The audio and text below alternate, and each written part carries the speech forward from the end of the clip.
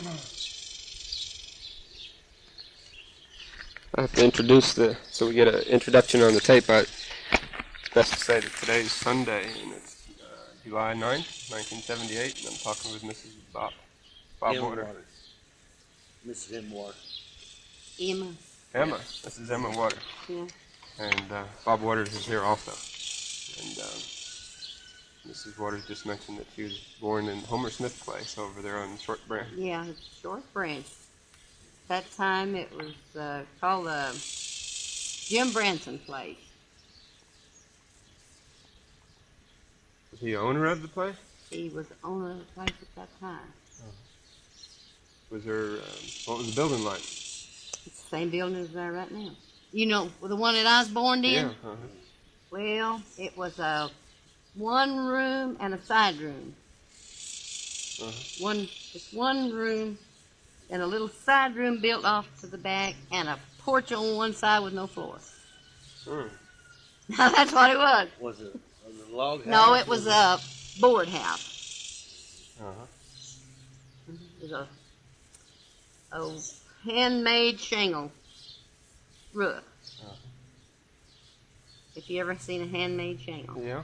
Well, it was covered with handmade shingles. The porch didn't have no flooring, just a dirt floor. How long did your parents live there before you were born? Well, I figure about 3 years, just roughly guessing from what they used to tell us. About 3 years. Yeah. And what were your parents' names?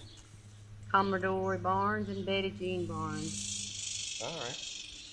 I've gotten to know about them here and there. Bob's been pointing out different places that they lived. Did you have any other brothers and sisters at that time? Oh, yeah. See, parents lived there? 1, 2, 3. Had 4 brothers, and one brother drowned there. Well, died with pneumonia. He fell in that branch, and he died with pneumonia when I was 3 days old. Brother just older than me.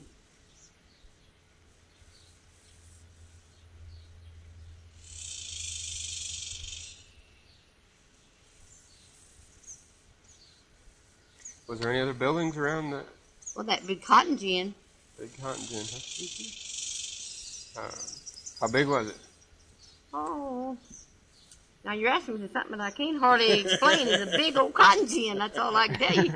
Well, how big is a big cotton gin? How many feet long and how many feet wide? Was it a building? Or? Just roughly guessing, I'd say it was probably 75 feet long and 40, 50 feet wide. Wow. And it had different shaped roofs, you know, where they had the stack and brought the suction up, you know, and separated the cotton and the seeds and what have you. Now, I can't hardly explain how they do that, but anyway, they just pull that wagon in there with a team of horses or mules, and they had a thing like a pipe they'd put over this wagon. They'd suck that cotton up, and it'd go through a pipe into where it separated the lint and the seeds apart. Seeds would go one way, and cotton go into a press and bale it, like a bale of hay. Did it put some cord around it or wire? Yeah, it looked like a wire. Yeah. But it was a bale. A bale of hay. It was a bale of cotton. Bale of cotton, I'm sorry.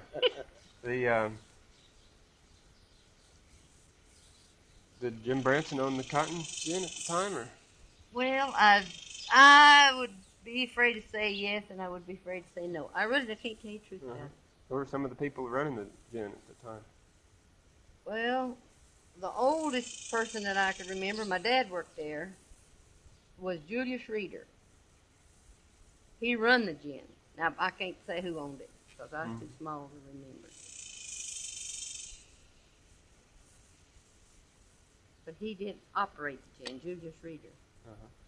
My dad, he worked there, and I don't know who else. I was too small to remember all that far back. But I know my dad did work there.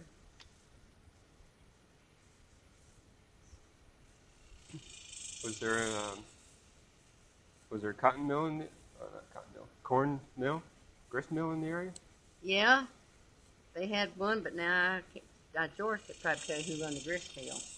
They used to have one when the store was down by the bridge. They used to have a sawmill and a grist mill both there. But I can't remember who run the grist mill. When the store was down by the bridge. By the bridge. Down on Big Lee's Creek Yeah. Bridge. But down there where that corner cuts down to the creek. Right So there. it would be north of where 101 is today? Yeah, just right there on that corner from the bridge. Well, I can't remember who run that grist mill. Let me ask him. He probably can remember. I can't remember.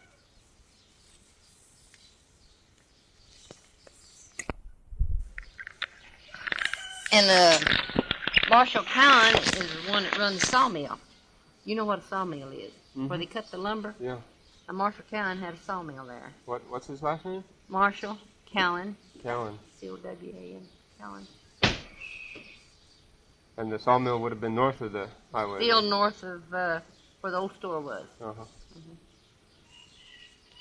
Well, was there another store down there near the house that you were born in? Yeah. At that time? It was right on the opposite, just down from where your camp is, in that corner before you get to the branch, over on this side. On the east side, then. And that was run by Branson.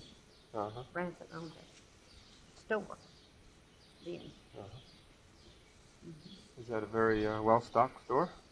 Well, yes. It was a full community little store then. It's the only one that was around here then. So you got over Nycut, of course. But I mean, in the short area, that was the only store then.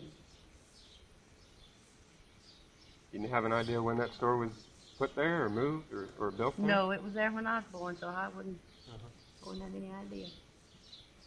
Probably back in 1800, so Yeah. before the 19th century. Was there ever a blacksmith shop in that little community? Yeah, but I sure can't tell you who run it. Well, where did it It was stand? down there on that branch. Uh-huh. But now I couldn't tell you who run it, because I just barely, faintly remember being a blacksmith. Well, there's an old building now standing north of the Homer Smith place, about 100 feet or so. Well, now that used to be a dwelling. That was a good house where people lived. People lived there. Was it known to be a particular family's home? No, not really. Not what you'd call a old time. What person would say it was a regular family home, you know. I don't know how to put it in words, but anyway. No, not a real aged place like that Blackbird place or something like that, you know. Was there any other houses in that vicinity? Yeah, there used to be a big double log house over there with that cemetery across the branch. By over there from Mr. Curry's, across that branch over there. I don't know if you know his branch. Downing Cemetery? That there, Duncan Cemetery. Well, the one would be east. It's south of Mr. Curry's. Yeah. Yeah. Branch over there. And where was the log cabin in relation to the Right cemetery? there. It was right there. Because we lived there 7 years. East of cemetery. It'd be just exactly east, about as far as from here to that little garage out there from the cemetery. It's set right at the cemetery. Yeah. Because we lived there 7 years. What in the world is going on? Good evening. We're recording history. Oh, if there's any money in it, I can put you wires to a lot of things. Huh? How about it? No, I don't think we have any money. Yeah, that cemetery, I couldn't tell you how long it's been there, but it's been there several years. Or behind these. Yeah, get a hold of it. At that time, it Some of belonged the to Mandy oldest Downing. people that's living today. Mm-hmm. That cemetery, as far as I know anything about it, there's never been a person buried there since I was born. I can't never remember anybody ever been put there in my lifetime. Oh, it's old. And I was born in 1916. And I can't never remember anybody ever been buried there. As long as I can remember. And it was an old First time I can ever remember seeing it, it was just like it is right today, except the fence, the orange fence that stopped it for it all down. It's a good fence there. Mm-hmm. But in the last 8, 10 years, running stock in there, they tore the fence down. But I can never remember. Mm-hmm. Well, the house to the east of it, did you ever, George, did you ever live there? I've been in it Yeah. many, many times. They farmed that land in there. Yeah. I farmed that land there where the old house was, the east of there. I think we didn't farm it the first year, man. No, we went to California Second or third year. about the third year. I farmed all of it. Was it, how big of an area around the cemetery was open? Not wooded. All of it was open except, you've been over there? Uh-huh.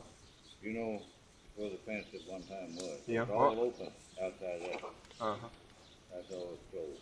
Uh-huh. The rest of it was farmland if they wanted to farm. Uh-huh.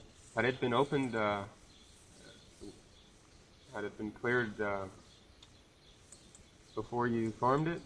And by how many years? They'd been farmed Not for all of it. years and years. Probably about 60 acres or so.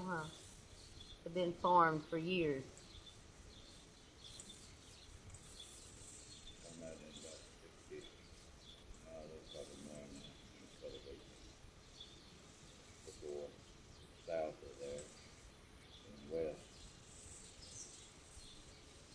There's everything there. What were you farming? Cotton. Solid cotton? Made it whole. Yeah. Yeah,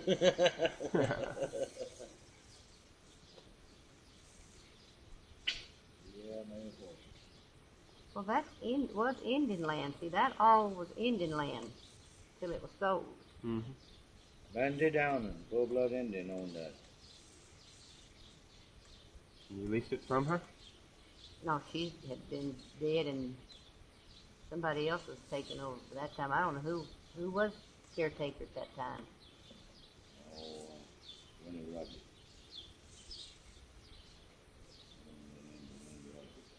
It was, Aunt Mandy still lived there. I know Aunt Mandy. She's still living there. Where did she live? In the old house. Right next to the cemetery? East of there. Yeah. How old was Bandy she? Downing. Uh-huh. How old was she about during those years? Gosh, that was just, oh, she was I that. don't remember. I'd say she's around 80 Yeah. She was an old woman. back then. Did she leave offspring in the area? No, her daughter died, and after she was married, and her son-in-law, Aunt Mandy's son-in-law, died just about 2-3 weeks ago. And as far as I know, she's still got a sister living. That's right. She's got a sister in rest home down here at Muldrow, Josie Austin. As only surviving person that I know of that had anything to do with her family. What was the name of her daughter?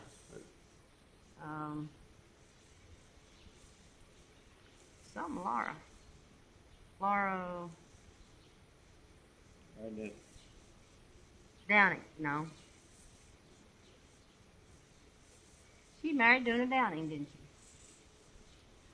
Or was Duna Downing Aunt Doomy Gotti's mother or her son? you're getting too far back for me to remember now. Yes, I can remember. Oh, I was just cute. I can remember things back when I was a kid better than I can now. Things that happen now. I was thinking Laura married that little full-blood Indian. Yeah, he's little.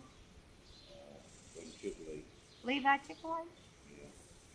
That was who she married. I think Laura down and married Levi Chipoli. He was kind of a bronc rider. Blue man. Got my thing. I believe it's Chipoli. Levi Chipoli.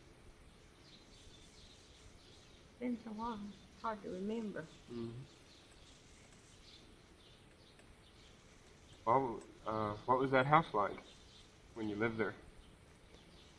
Oh, well, I was just a child. It was fairly good shape. It was just logs chinked with clay or whatever you call it. You It know, was a nice house. wasn't cement or anything. It was just Nice chunk house of clay. until they sold it. Now I don't really know whatever happened to it. Whether they tore it down or burn up or what happened. But it was a 2-room log house and it had a hallway. You know, what they call hallways then. Some people call it a breezeway.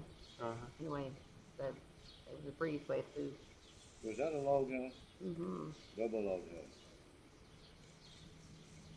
Double log house. One side of it had a chimney on the west end.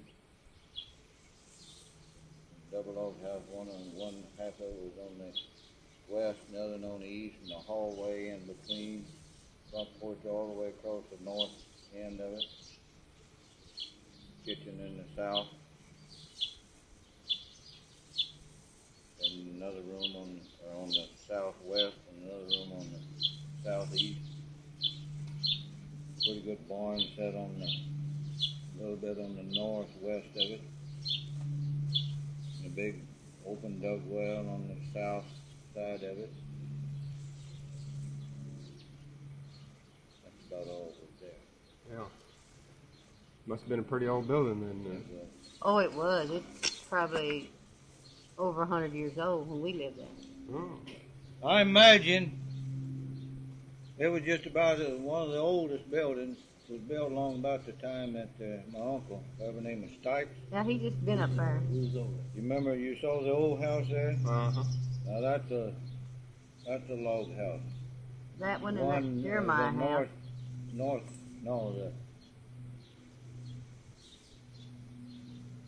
The east part of it. The west part of it?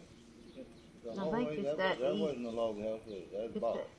the The east. east half of it is huge logs. The balance of it is box. That's And on George's. Yeah. And I imagine the house down there is where the cemetery where we're talking was built somewhere along about the same time. Mm-hmm. Same way with this north of where you guys are down here, Junior Gilmar, that old house. Yeah. Well, some of the older people, they claim them houses was built during the Civil War. Uh-huh. Right after. Yeah, right about the Civil War. Them Because old log houses, there wasn't a, best I remember, there wasn't a board in them. The logs was hewed out by hand, notched in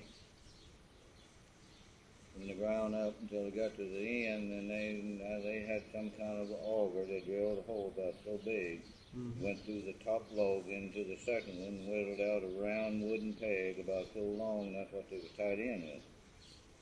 The racker was cut out with chopping axe, not sawed lumber. Now the lath, you know what I'm talking about. Mm-hmm. I'm not sure.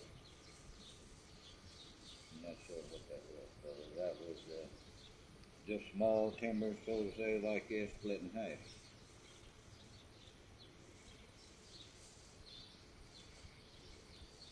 But that old house up there in the barn that burnt about 3 years ago now.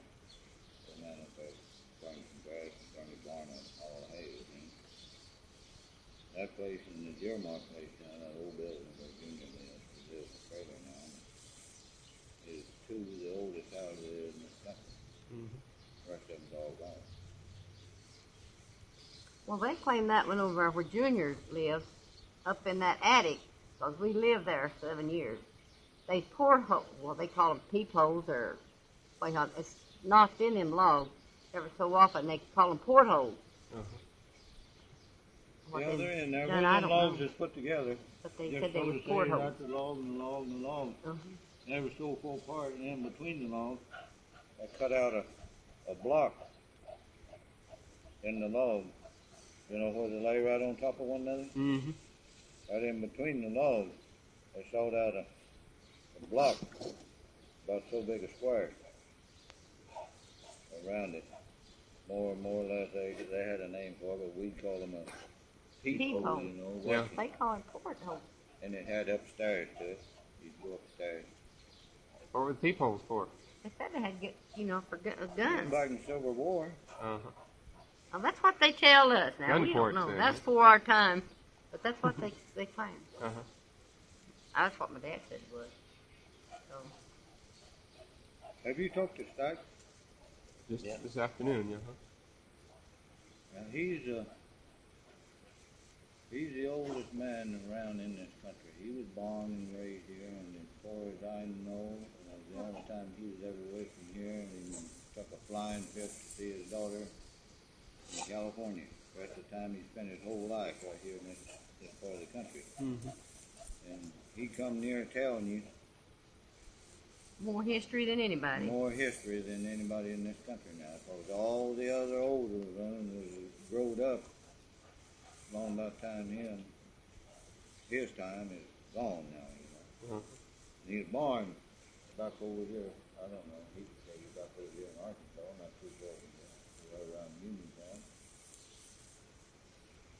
Their old home place, I believe it's in Arkansas. It's right back over in here. Back over in there, it's all the way up, there's an old field, they call them.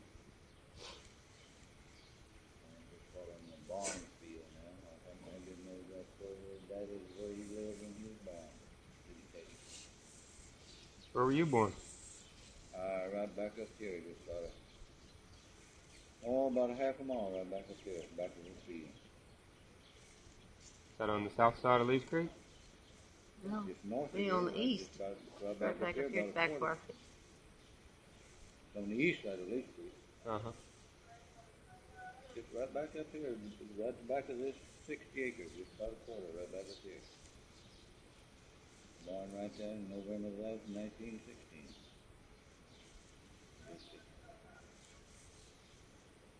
The old house is gone, part of the little barn still there.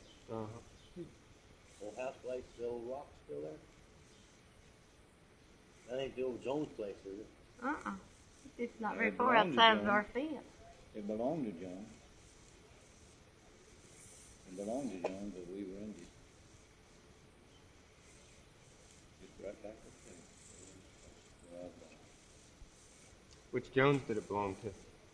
Ernest. Well, it belonged to his wife, Julie. Uh-huh. But I don't know what her name was before they married, though. She was an Indian. See, that's Indian land. She was a Van. Yeah, that's right, Julie Van. Frank Van's sister. She was a Van. Yeah, and married Ernest Jones. Ernest Jones. That's right.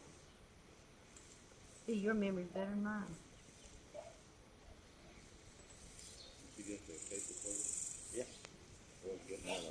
Oh, Lord, kept quiet. Some black water, didn't it? Please. There's some Pepsi's in there, too. Is that Pepsi or water? Mix up some ice. Put some ice in some glass, Bob. No, Pepsi or water? Dennis? Pepsi will be just fine. I haven't had a dose of Pepsi today. Well, let me go fix it. It'll be 30 minutes. You have to talk.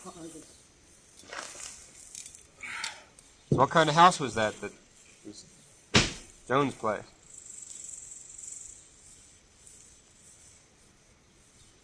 I imagine. See, we left there before I was old enough to remember too much about it, and I never was back there. But I imagine it must have been a board box house. Uh-huh. Yeah, little old log barn.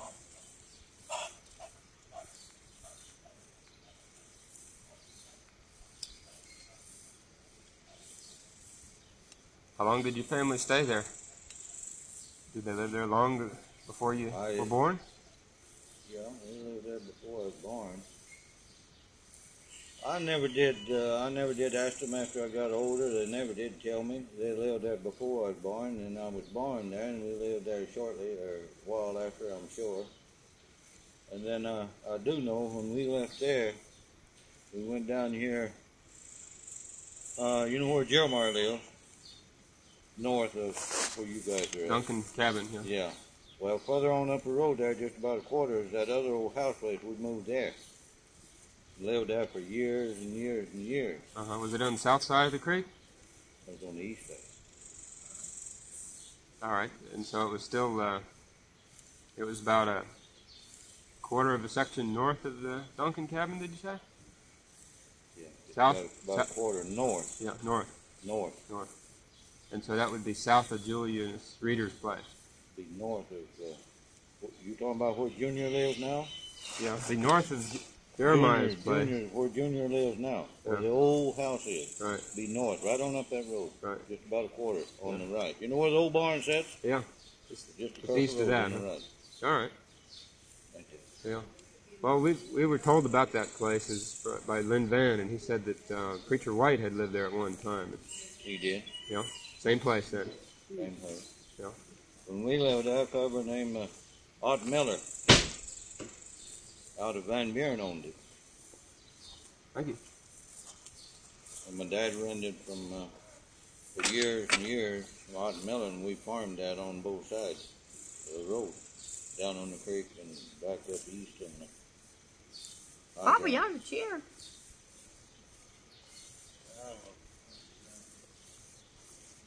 How many acres were you farming? Your dad farming?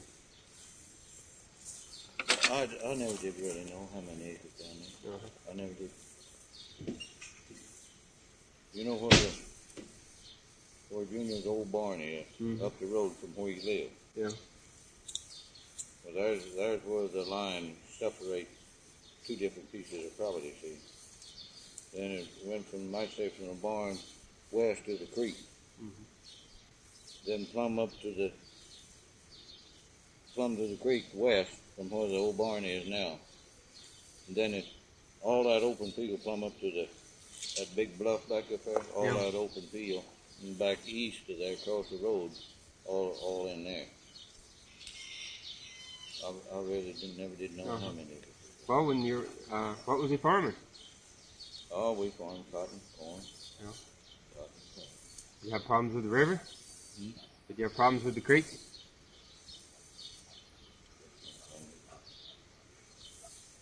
Wash your crops out much?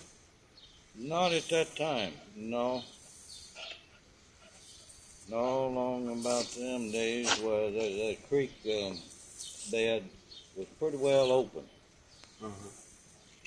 You get a lot of rain and the creek get up where they had an open channel it could get on out. Nowadays, you walk up and down the creek, the water can't go nowhere because the creek bed itself is all growed up. It doesn't take much water.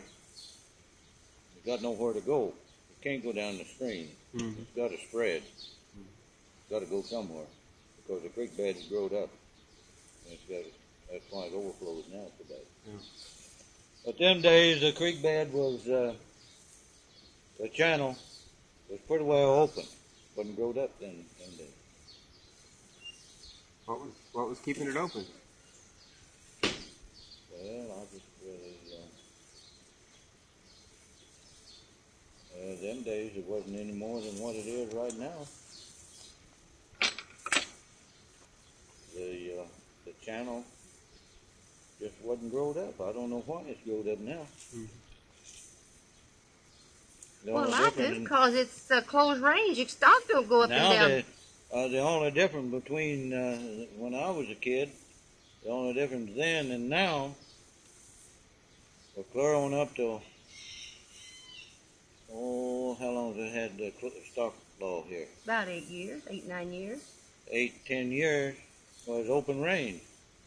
If I had a cow, you had a cow, or your neighbor had a cow, there wasn't anything as keeping it in a pasture to run outside. Everybody's cattle run together. They just branded them, marked their ears, and They'd go wherever they wanted wherever they wanted to go.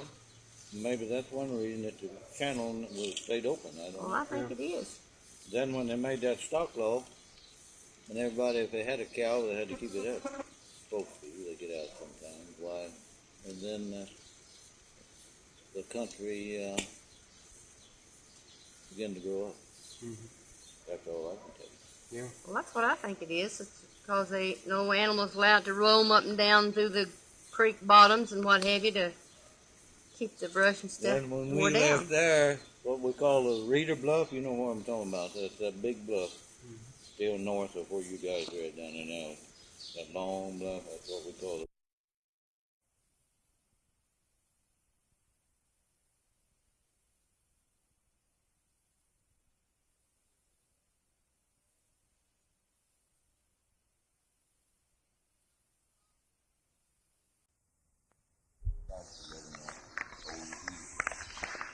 He said that Lee Keenan used to tell him, you know, about before, you know, we'll be hunting either right over the old stagecoach went through here.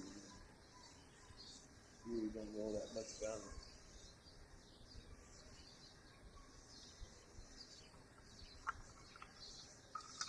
it. Oh, was there a road leading up north from where 101 is today? I guess it would lead up sort of where Lynn Van lived, going up north up to that Arthur Roasting place. We can see a road through the Yeah, woods there was it's a cutoff, you know, what we call it would be a street, you know, what they ordinarily call a street. Yeah, there was a wagon road Right out out there. coming up 101, you pass Lynn Van's place down the foot of the hill. You come up to the top of the hill, coming this way now. Yeah. But just about as far in here to that white gate down there at the top of the hill, 100 feet or so. you'll be coming this way now. Yeah. East. You'll be coming east. Right at the top of the hill there was Van. And about 4 minutes that white gate down there, at the top of the hill, to your left. You'd never know it. I doubt if there's hardly any sign. There was a road leading off there, going back over in the field to that Rosemary house. Yeah. That's all good up. And was I there? traveled it many times. Yeah. Was there any other houses just north of his place? Just one. Just that one. Really just that one way north. And so where would that road go after? Just to that house. West to that house.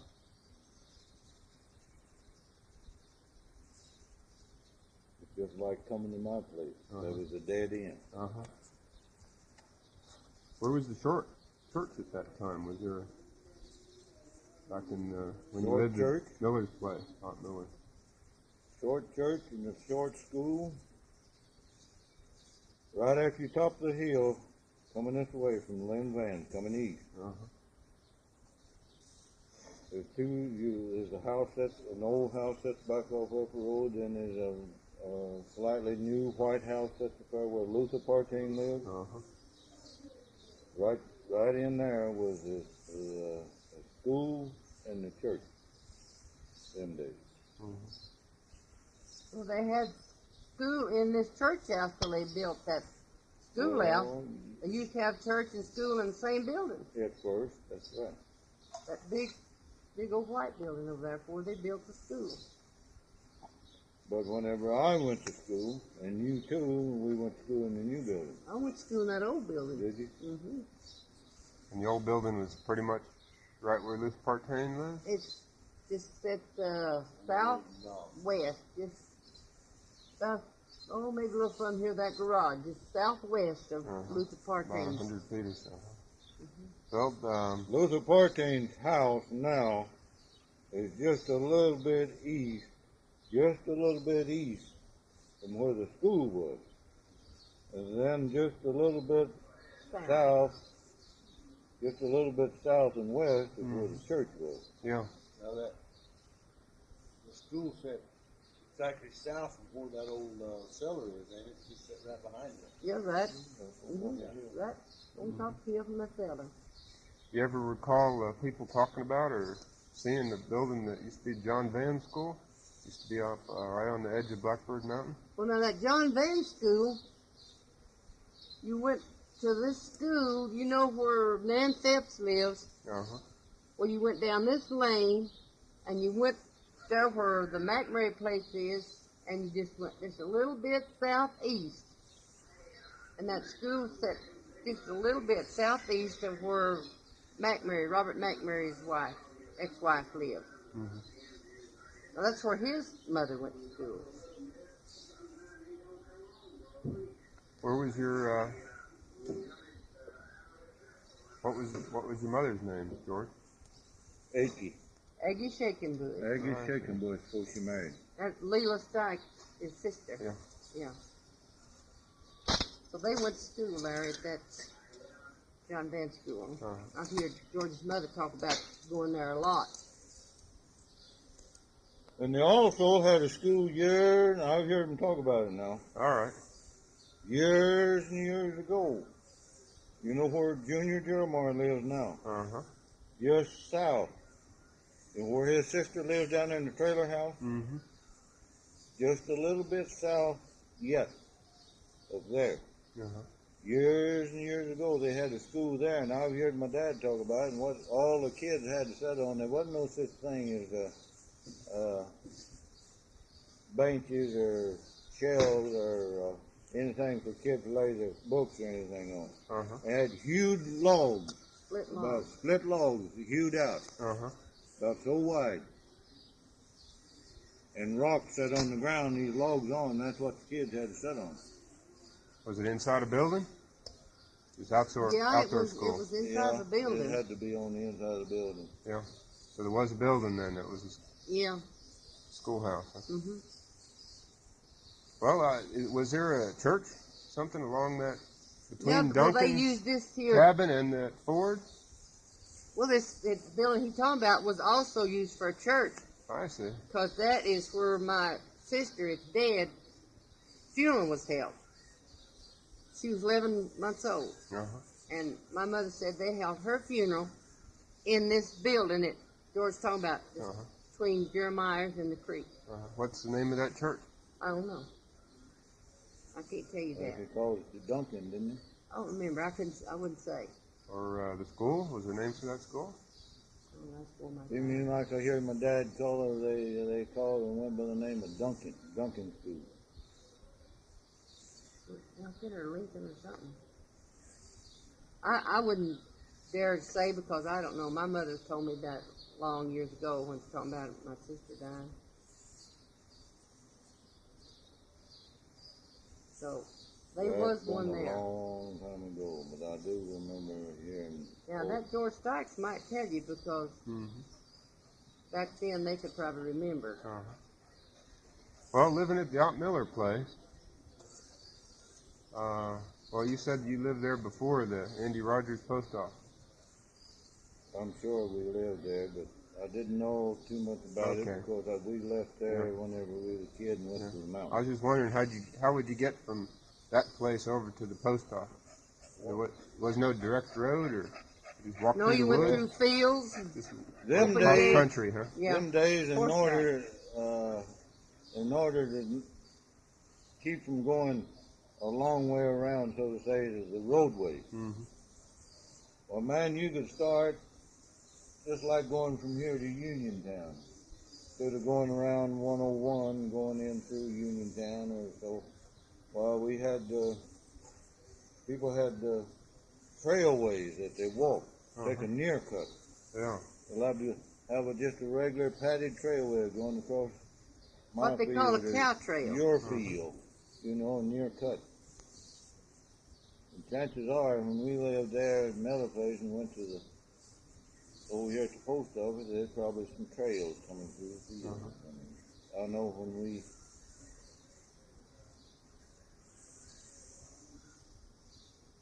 moved to the mountain, I still come to school short.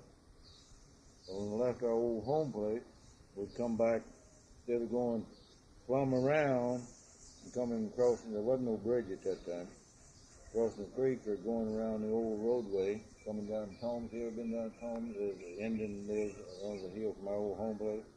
Instead of coming that roadway, well, we'd come just east of the house there a little way, by that cattle guard, where the steel cattle guard is. There was a trailway right off over the mountain. We rode horses, mules, and up and down at the foot. We'd take a near cut. Then we'd come on down and we'd cross the creek. Summertime we'd wait it. Wintertime, had an old wooden boat. We cross the creek. Then we come on across the creek, come up that bluff and come through this Rosenear field now, I'm talking about, and come out down here at the top of the hill by Lynn Van and hit the old, where the main road is now, and go on up there short school. We just had near-cut trailway. That's how you walk to school? Yeah. Yeah, everybody walked. There wasn't no buses in. Yeah. And then when I quit going to school there, then I went from our old home place across the country and up the creek to Oakdale. What was that school like then? Well, whenever I first started, it was a big, long, white box building. Of course, it had nice benches in it. Desk for kids, you know, it was more modern than years ago. Then they held school there for a long, long time. You've been down there, haven't you? You saw the building, that rock building there now. Yeah. Well, that was built years ago in WPA days. WPA built that. Built 1934. WPA built that. And my dad, wagon, you know, the old-time wagon from team, he hauled every rock that's in that building except one day. He had to go in the south for some business, and he got another man to drive his team and haul rock. Outside of that, he hauled every rock that's in that building. And how far away was he hauling the rocks? Just around over, wherever they could find them around close by. Yeah. And that little log building down there that about all fell in now, below the rock building, Yeah. that was a school. That was a teacher's house. Teachers. WPA built that. That's been a long time. Did you have a hand in building it? No, I was too small. I imagine I was about He was about 16. 14, 16, somewhere around. Did they put the stones over the old building, or did they? No. Brand new building. Brand new building before the opened down. But now there's a lot added to it. Now, the school itself is just the rock building itself. All the others that surround it have been added to it. You recall the teachers? When I went to school there, the woman who was teaching there was named India Fine. India Fine. She was a widow woman, never been married. She's still living today. She's an old maid today. She lives just the other side of what we call for Aikens here. There's a little grocery store there now, right on up the road. Then after that, what was the guy that used to run the grocery store at Nycut? Oh, Mavis. Her old man. Mavis Blaylock. What was her? Garland. Garland Blaylock taught school there. Don't remember how many years. Man, so much of it. And then Elsie Walters. Elsie Walters. Not Waters, got an L in there. What we don't know. Walters. She was married to Jack Walters. She taught school there.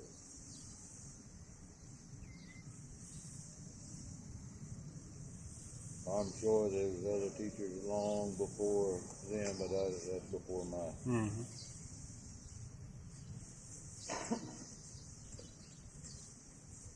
Why do you think all those people in Oakdale and up there, old Waters place? Why aren't people living up there now?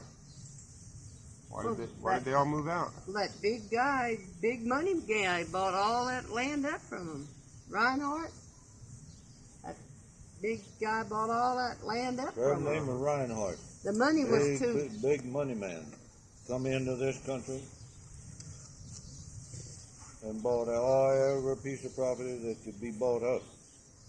If you had a little piece of property back there, if you'd sell, he bought it. If you didn't, why, you didn't have to, but he bought all of that back in there. Mm-hmm.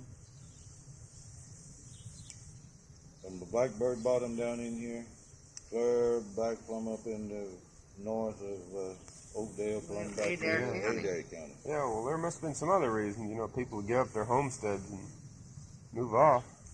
Well, times was hard. it was just because they was having a hard time making a living. They no rain to make their crops and everything, and they got a chance to move out into town, you know, or somewhere where there was employment in these factories. I'll tell you, back in them hills, what held people back in there. And when that disappeared, they had to go somewhere. There were so many of them that didn't have nothing to make a living with on their bare hands. They made huge railroad ties with axe. Mm-hmm. Stay boat. They made stay boats. Now what we call a stay boat, they went to a mill and was cut up and made these, you know, these 50-gallon wooden barrels. That's what they was made out of, what we call a stay boat. Mm-hmm. They cut down a tree and cut them off now by hand with one man on one side and one on the other with a crosscut saw. Yeah. You've seen them. If you haven't, I can show you. I'll post them many a time. And then they split them up. Uh-huh. If it's big enough, well, they split them, they halved them and quartered them. Mm-hmm. Then they went to a mill and natural down. Then they was run through the mill, just like these sawmills here. You cut lumber out of today, and they cut them up into staves, and that's what they made. Mm-hmm. Then they had sawmills around in different countries that they cut these logs up into lumber. And they went around, everybody that, if you had a piece of property over here and you had some good timber on it, well, I didn't come over here and ask you if I could cut that. We just went wherever we could find it. Yeah. Cut the timber and had it hauled to a sawmill. And then when them sawmills went out and they quit buying ties and they quit buying these, what we call stay boats, the WPA days played out. There wasn't nothing for people to make a living in. They had to get out and leave the country and go where they could find work. Especially the renters. And then that's why, one reason why there's nobody lives back in there today, and the man that come in here and bought all of that didn't kind of push people out too. Yeah. What kind of work was WPA giving the folks up there, or in the whole area, I guess? Well, for instance, WPA worked quite a few around this church up here, Oakdale. Oakdale That was School. WPA. Uh-huh, yeah. That's all man labor. Mm-hmm. Built roads. And then they built roads. You take down there, for instance, south of where you guys are at today. Uh-huh. From there down to clear on the Blackbird Bottom. You know, just driving down the road on your left, going south from the old store building down there. You notice it almost rolled up now. There's a big ditch. There's been a big ditch cut in there. WPA done that to drain the water off of the field east of there. Uh-huh. There's something to give people a little work. Yeah. That was all done by teamwork. Uh-huh. And you was lucky you got on. My dad happened to be one of the lucky ones. He had a team. And I still got the old road slip today that he used right down there, and he moved dirt with. Yeah. Well, there's another, speaking of ditches, irrigation ditches, there's a, up there, I guess it would be on that road going from Reeder Ford on around that mountain going up to Oakdale School. There's another road which shoots off from it south of that Wilson Mountain. And there's a ditch right south of that road that goes from where that spring is up on the hillside down, goes east-west. You know anything about that canal? Ditch? No, WG didn't have anything to do with that. You know about, you can All of them picture roads the up ditch. in there now, they was where the old roadway is coming from the headquarters, where George lived. Uh-huh. You know who I'm talking about, George Marshall? Yeah. Coming from his place down to the Oakdale School Uh-huh. building. That was the old roadway when I was a kid. Uh-huh. There wasn't no such a thing as putting a grader on it. We didn't know what a grader was. Uh-huh. We just traveled it best we could. Mm-hmm. Now you get down there by that iron gate, before you get to that rock building down at Oakdale. Yeah. Uh-huh. You know where that iron gate's across Yeah. the road? Uh-huh. That other road leads off and goes up the hill Yeah. toward the airport. Uh-huh. That was an old roadway. Just barely could get over it Uh-huh. in a wagon. Who lived up there? By the Anybody? name of Chambers. George Chambers, Uh-huh. the first man that I knew anything about. Uh-huh. Where was that house at in relation to the things that are there You now? know, you've been down to the airport, Uh-huh. airstrip. Yeah. You know where George built that big levee across the road? Mm-hmm. Right after you cross there, on your left, just shortly after you cross that levee where George built there, just Uh-huh. shortly after you cross that on your left, that's where the old house place used to be. Man ought to, still yet ought to find the well, dug well if they didn't fill it up. Uh-huh. But that was the old house place. Was there another house up there? Yeah, there was a house there. I mean, was there another one other than Chambers' house? Not that I ever knew anything about. Uh-huh. Was there one over where his big house is now, or what, was that a field, or was that just all trees and Where George is? yeah?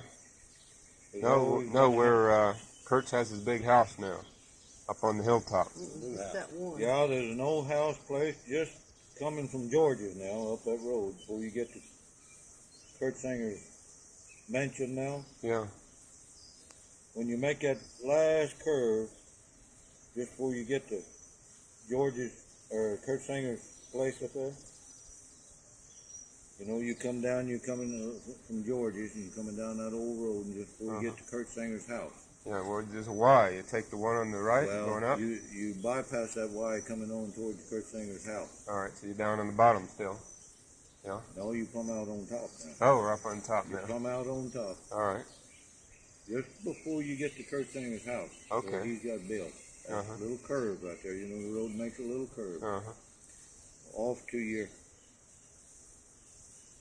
coming from George's up to Kurt's, and on that last curve is an old house place there on your right.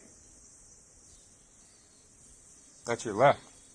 Be on your right, coming from George's to Kurt Singer. Oh, all right. Be on your left, going from Kurt Singer's back to George's. Okay. There's an old house place there. All right. And whose place was that? I never did know. Uh-huh. I know some people who lived there whenever I was a kid. Uh-huh. The first ones that I ever knew, and the last ones, I only knew two, were by the name of Frank Humphrey. Mm-hmm. I was just been to his house many times when he lived there. Uh-huh. Frank Humphrey. Were they Indian people, or? No, he's white man. Uh-huh. Were they farming up there? No. Lumbering? Sorghum? Anything? He was hauling ties, Uh-huh. hauling saw logs, hauling stave bolts, just whatever he could pick up. Yeah. Was there a stave bolt mill any closer than Natural Dam. Natural Dam was the closest one? Quite a Just drive. just north of Oakdale, Uh-huh. what we call Big Holler. Uh-huh. My dad and my brother next to me, of course, he just went to be a going. My uncle on my mother's side, and quite a few different ones that was grown men when I was a kid. They'd go Somewhere up Big Holler there's a big bluff. It's just kind of like that fort. There's a rock stuck out over. And there's quite an area underneath. Mm-hmm. And they'd go up there and camp for a week at a time. Never come home. Take their groceries up there, their feed for their team. Them that had teams who was hauling. Them that was cutting in stay bolts. Why, they all stayed a whole week up there in that Big Holler. Yeah.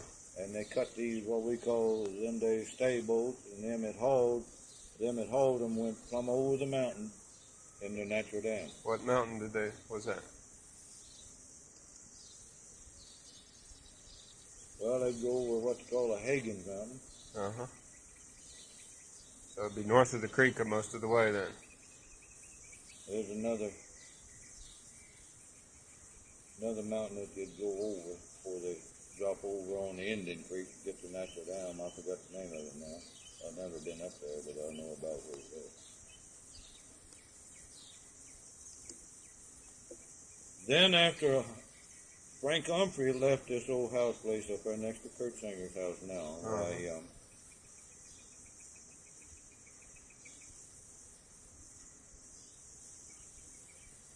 by the name of, the only account I got, by the name of Claude Watkins moved in there.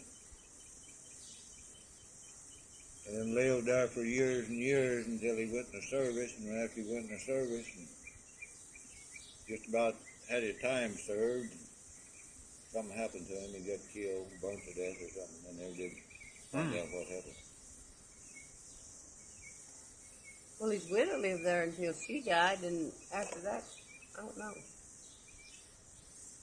After that, they just tore the old house down. Did they raise children up there? Yeah.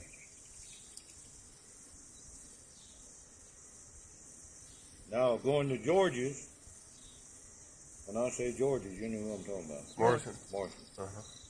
When you top that big hill, coming from the bridge down here, when you get to that top hill, at top of that biggest hill, just before you get to George's, and you go off down there and you get in a little flatland, and you just George lives right on up the road there a little way. Down at the foot of that hill, you notice the dirt road leading down there at the foot of the hill off to your left. Mm-hmm. You notice that? Remember that? Barely, yeah. Yeah. I can remember clearing it. Yeah. Now there's another house spot right there. All right. How close to the Kurtz Road would it be? Within, you can sight it from the road? 4 meters of that building. Yeah, another 100 feet then. What family lived there? The only people that I can ever remember there, and he was a country doctor, Doc Blue. He was just a country doctor, just practiced medicine in the country, and the only way he would have to go and see his patients when he was called on would be if he was able to have a car and go and get him. Otherwise, he went across the country horseback. Had no way of calling him, had no way of getting him word. Sickness, only go to his house the best way you could. Yeah. Foot, horseback, a car, if you had one. And if you go and pick him up by car, then that's the way you went. Otherwise, if you walked to his place and told him, or rode a horse, well, then he'd go across country with horseback. He was just a country doctor. Good one? He's the best I know on TB. Yeah. Of course, he's dead now, but he could cure TB. He cured on my cousin and one of his own sons. Yeah. Within 3 minutes. I remember years ago, whenever I tell this, you won't know what I'm talking about. You never heard of it, I'm sure. The old time chill.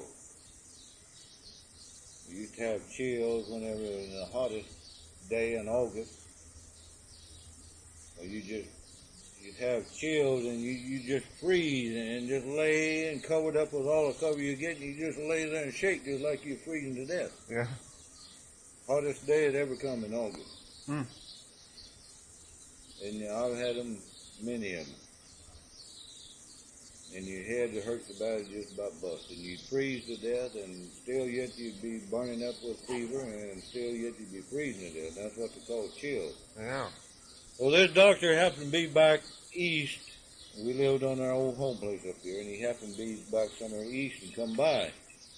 And my dad, boy, he was just burning up with fever and just freezing to death, shaking his eyeballs out. Mother went out and stopped him. The doctor, won't you come in and see Si? That was my daddy's name. What's the matter? He said, he's having him killed. He rode a horse and he had carried his medicine in his old time saddlebag. You know what I'm talking about? Maybe. Well, you've seen in these Saddlebag. in Yeah. these westerns or in these where they have these saddlebags, Yep. you know. So that's what he carried his medicine and stuff in. Yeah. Said, okay, he come in. I remember he said, sorry, what was the matter with you? He said, Doc said, I'm freezing to death. I'm having a chill. He said, well, I said, you'll be all right. I said, I'll fix you up something. He said, you won't never have another one. You won't never have another one. So he fixed him up some stuff. It looked like strawberry soda pop. He gives him that and said, you take this like the direction says. And he took that. And from that day to the day he died, he never had another chill.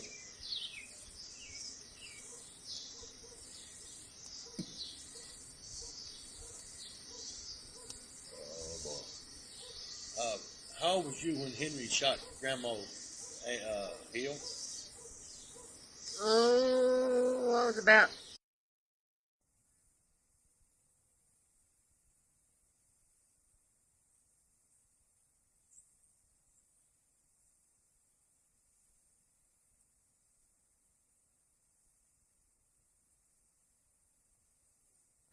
the store building is where she got shot. Well, when did you live over there? When C was born. What year he was born in. Oh, I thought she was shot when they lived over there. No. We lived, there was a road went right out there from that old Nan Phelps place, you know, up there where the well is. There was a road went right straight out there to that house. There used to be a house right out that fence road. We lived out there when she got shot. Out there on the creek bank? No. You know where Nan Phelps' place is? You know, Bob, Between Junior's and the store. Yeah. Right out there. Is that where you was living? That's where we was living whenever she got shot. Oh, but That's what just Steve right was out born. there between yeah, I know where Nan lived. There's an old well out where there. that cross You remember fence what well is? Where that Right cross fence is between Junior and the Paris place. Yeah. Well, yeah, there used to be two fences there. Be a lane. There used to be a roadway. Like this right here. Went out through there, and there's a house place right out there. And that's where they lived when her mother got her heel shot off. There used to be a lane just like this right here. Yeah. So that would be in the field north of the mound? Yeah, you know Yeah. where you people got this across from the highway from where the old store building? Where that cross north of there, where that cross fence is? Right there by Virginia's house. Just before you get to Junior's, you know, there's a Fence. cross fence. Runs east and west. Well, what do you mean by a cross fence? Well, That's just what we the call a fence cross fence. divided, It's not a- dividing two different. Separate Okay, the it's not a property. particular kind of fence. It's Yeah. just a. Yeah, the boundary between All right. two different yeah. fence, two different pieces of land. If you owned a piece of property, owned 20 acres over here, and I owned 20 acres here, and we put Yeah, a put a fence cross on fence the in line, then that'd be a cross fence. All right. Just divide my The property property. from yours. So there was a house right in there. How far east of that road then? West. Well, Would be west of that. East of the road. Oh, 200 yards, I imagine. And then south of that fence. Right on that fence. Right on that. Where the fence is That's today, right. it'd be right exactly on Yeah, there. because there was a double lane. I mean, there's lane just like this right here. Just like there's two separate fences. And they left the road just before you get to Junior's. You know, that other little old house place up there before you get to Junior's, there's an old house. On the on the left. left side, Yeah. yeah. Nan Phelps' place? Yeah. Just up Oh, the road there a turn, little ways where that fence goes across the field. Mm-hmm. turn right Separate there. the parish place and the Junior Jeremiah. There's two sets of fences just like that in the lane.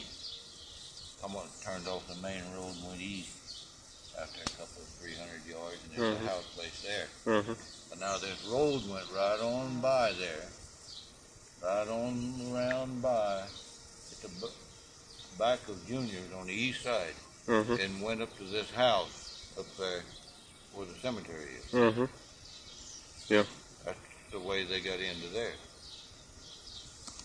But since there's no buildings up in there, they only got one fence dividing the two. Well, were there any other houses up there besides the ones we've talked about?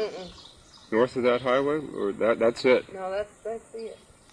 And what kind of house was this? That, It was just a frame house. frame house.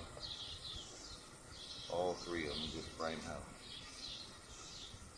and whose house was that? Did that belong to at that time when you lived there? Well, at that time it belonged to,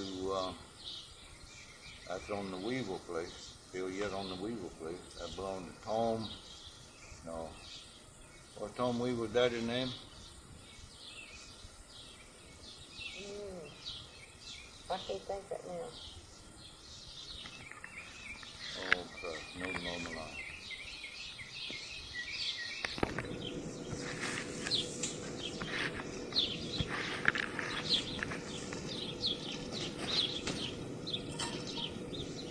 Can't think of it. I can't either. It's been too long. He's been dead too long.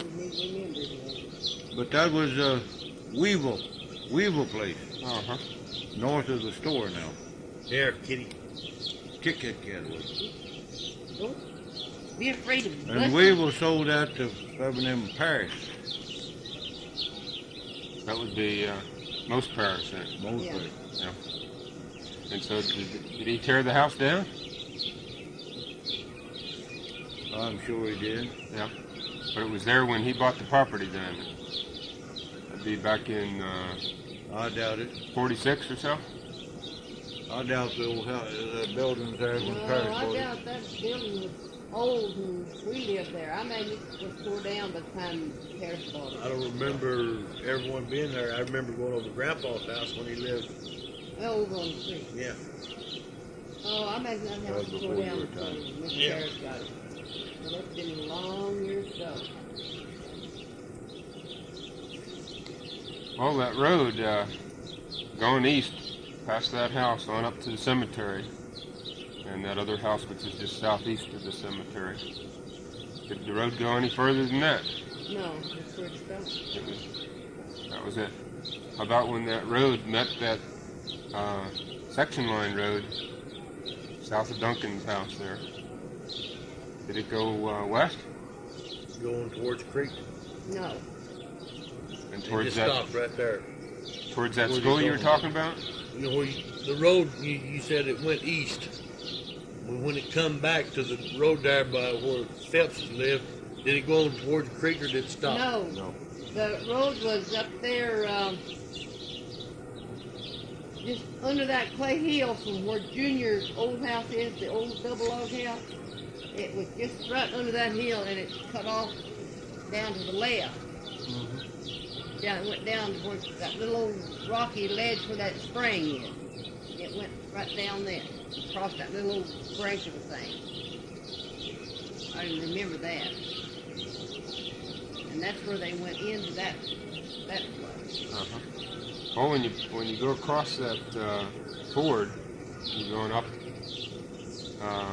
There's a home site up on the north side there. Did you ever live there? Do you know anything about that place? From the Reader Ford? No, this is Duncan Ford. Oh, yeah, that's my mom and dad used to live just north of there.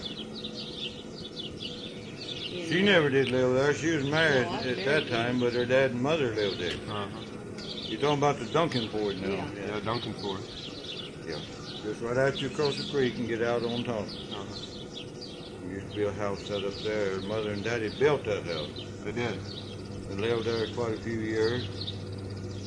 left, went to California, and they sold it to their son-in-law, which was Tip Hammers. And it burned. Then they went to California, and for some reason he passed away, and his wife and there to keep the taxes paid up on, and they lost it. And in the meantime, the house burned. Yeah. Well, when do you estimate that they built that house? Oh, about 19 and about 1937. And when did it burn?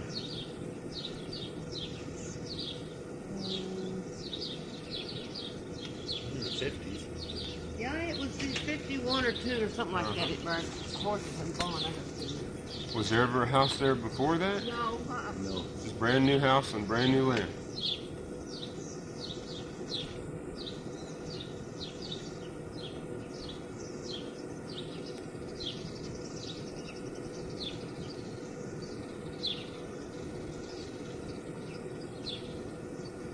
Well, after you lived up there in the old Waters place, High Waters place, where did you go on from there? Or how old were you at that time? Myself, I married. When you lived there, you When got, I lived you got there. married. I married. And then I stayed in the house with my dad, and I stayed there for a while, and whenever I left there, I built me a house, leaving the Waters place now, coming back towards the Lease Creek Bridge. After you leave the Waters house and you go down that rough hill, and you going around there and you come to another house spot on your left. You notice the well there, the little tin building. Yeah, whose house was that? But just across the road now was 20 acres there that belonged to my uncle, William Shakenbury. And he gave me the right, if I wanted to build there. And I built me a 2-room house and lived there for about 5 years. Oh, which house was this then? Huh? Is this the house that's to the left of that road there? No, there's this house to the left, the old house place to the left was built after I built mine and left. Well, whereabouts was your house that you built? Just across the road from where the old house place is now. You know what I'm talking about? Where so. the well, there's rocks up there, the old well and the little tin building. Yeah. Just across the road, west. Now, this isn't on Kurt's Road. This is before we get to that road, right? Yeah. And we're still on that turn from the Cy Waters place as it turns. That's goes to the before you south. get to Kurt's. Yeah, and there's a big field in between that road and Kurt's Road. And so you built the house right in the edge of that field. Right in the edge of the field. How close to the road was it? Oh, 100 yards, wasn't it? And was it a field at the time, or was it? Yeah. It was all field. It was a good open field. At that time, just before then, was cultivated. After I moved there, I didn't cultivate it. Yeah. What kind of house did you build? Just a frame house. 2-room 2-room frame house. Did you dig a well? No. burned. When we left there, we went down, you know, the foot of that hill where you cross that little branch, coming from the water place back down that rough hill. Then you come on around and you get to that open field where the little tin building is, the old house place. Right east, off down there on the branch, is what we call a spring, which is running water. That's water year round. We carried water from there back. We didn't grow no well. Wasn't no well up there. Who built that house then? That's on the east side of that road there. Would be east of the house you By built. the name of Luther Hamilton or Luther London. Luther London. And so, about what year did you build your house? What year was we married? Well, we were 1935. 1935, 1930, about About 7.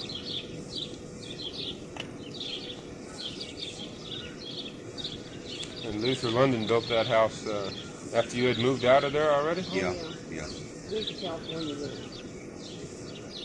I don't remember what year, but we left there and went to California. Was there ever a house there before? No. 1941. January 1941. That's when you went to California? Right. Bob was just a wee baby.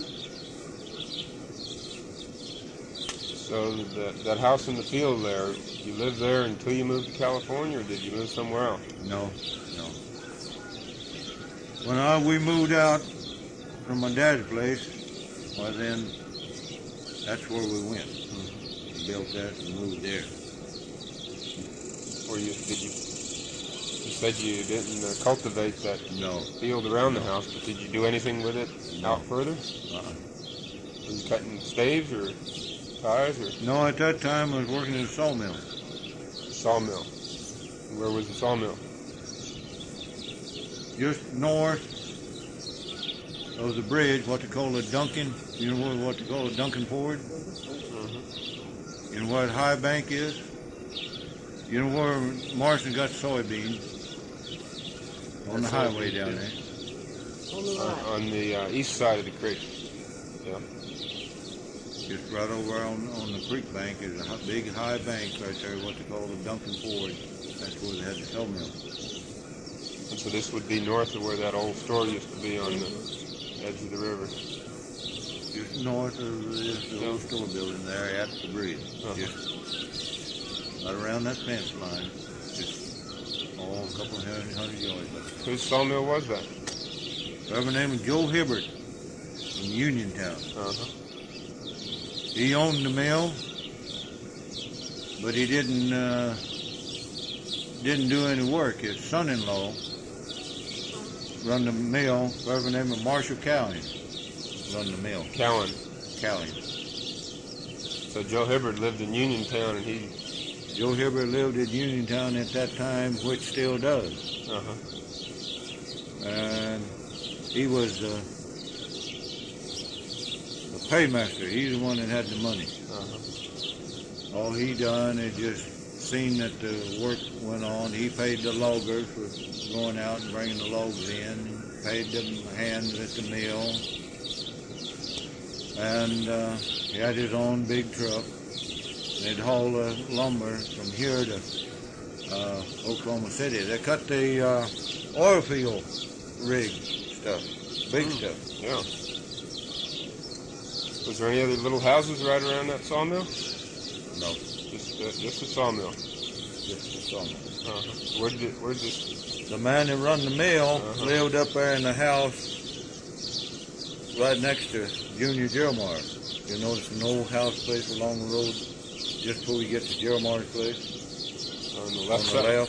Yeah, the old Nan Phelps place. Old Nan Phelps place. That's where And so had Nan Phelps moved to the next one south? Oh, there's two sets of houses there. Nan Phelps lived in the one next to Jeremiah. And then the one south of there, you notice another one a little south, that's where the sawmiller lives.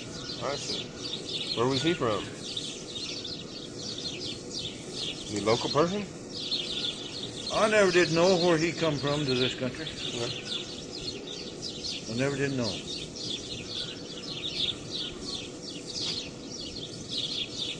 So that field around your house then, it had been opened It many had years? been cultivated all the time. When my dad lived, before I married, and lived on the mountain, he had 2 teams of mules. And my uncle still owned that 20 acres, and he lived over here by Stikes. But he owned that 20 up there, but he never did, he just rented it out. There was a fence around it.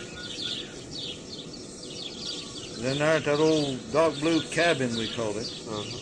There was some people who lived there by the name of Armour. Bert Armour and Charlie Armour, brothers. They lived there. And they sharecropped that from my dad. My dad furnished the team and all the equipment to farm it with, and they farmed it on sharecrop. Which they got a third of everything that was raised on it. My dad got the balance. What were they planting? Oh man, pretty hard for me to remember. Yeah, all right. But I do remember that. Yeah. Probably corn, maybe cotton, but I do remember that. They were living in where Doc Blue's cabin is in the same building or a different building? Same building. Where, that's there now, or the one What's left of that's it now? standing there now? Did Doc Blue live in that cabin, or did he live in another building? No. It was that one, but it was more moderate, you know.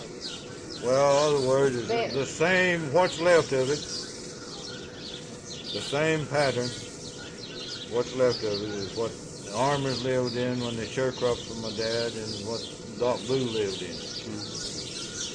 Yeah, but it had a porch and a Well, side yeah. room and There was a porch facing the road, Yeah.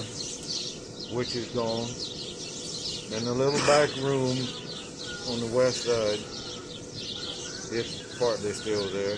And there was another room on the south. It's gone. Do you recall any other building being right in that location? Nothing, only a little barn, just north of where the old house place is now. Little log, what we call a barn is where you might put your hay and stuff like that. well, there was a little old cabin down there on Mission where this Doc Blue's oldest son lived, but it was just a small cabin. Just a little one-room deal with upstairs sleeping quarters. Now just, What was his son's name? Pod Blue. Blue. I had a whole bunch. It was Bod Blue, John Blue, Roy Blue, Fidge Blue, And Ella. and a daughter named Eller. Then there was a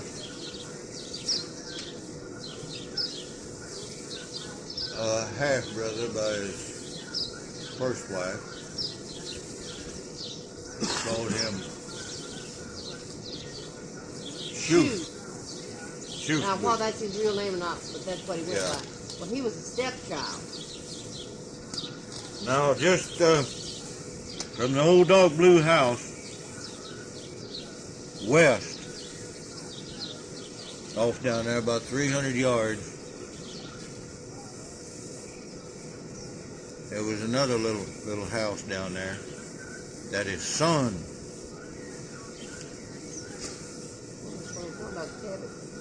it's just a little cabin. It wasn't there long. Little log cabin. And then, still yet west, northwest, over there, what we call Mission, there's another old house spot.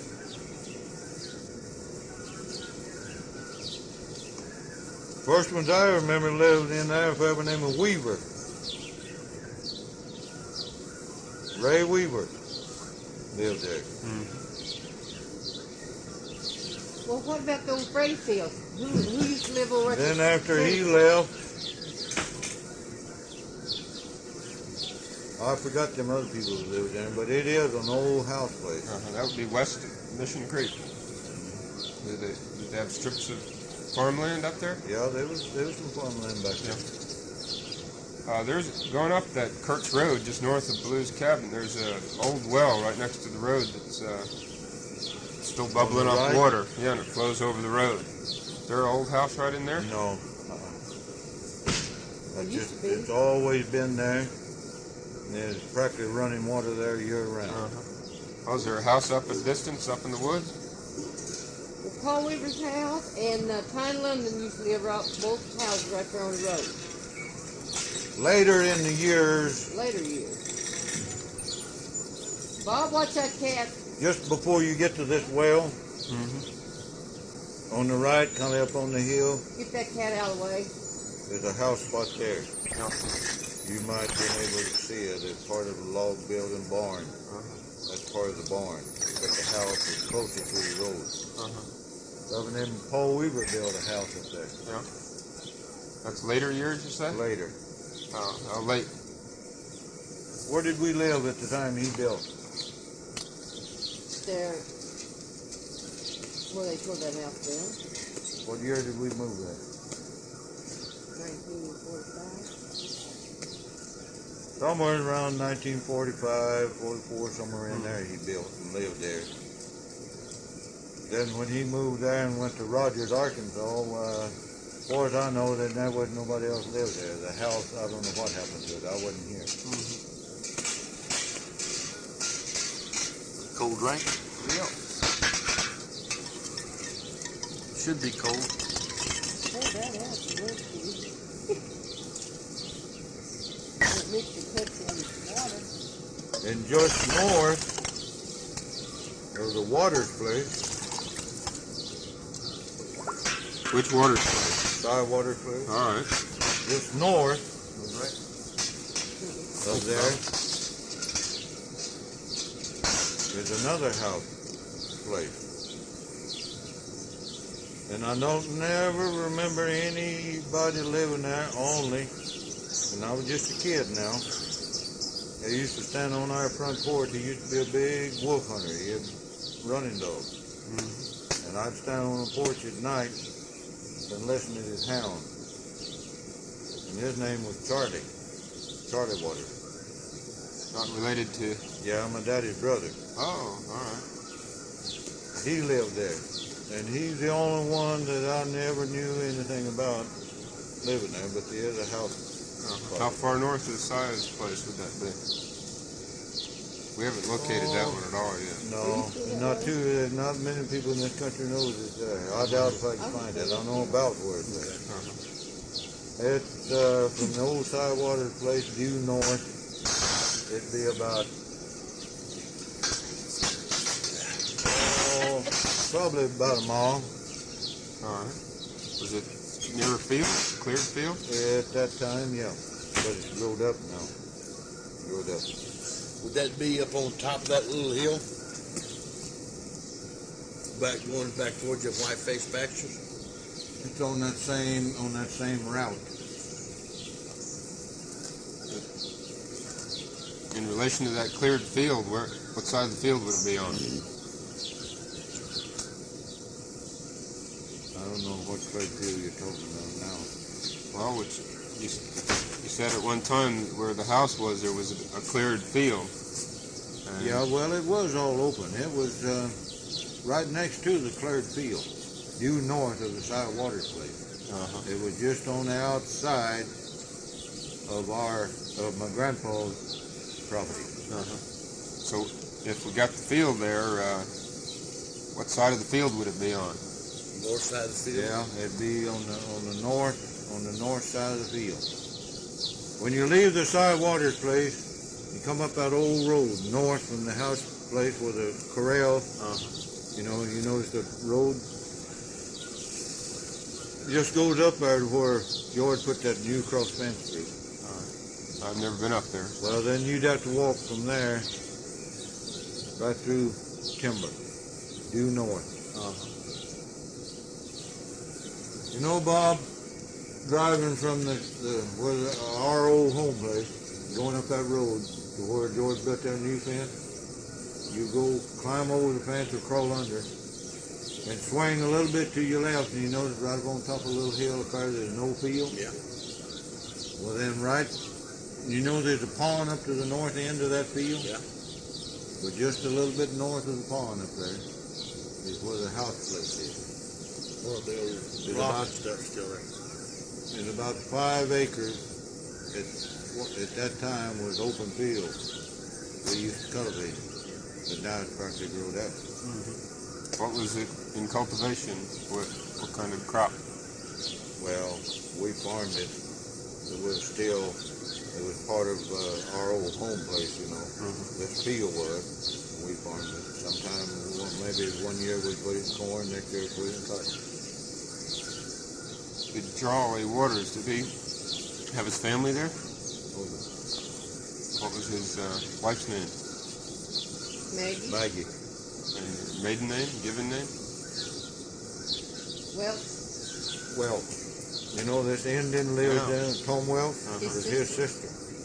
All right. Did they have children?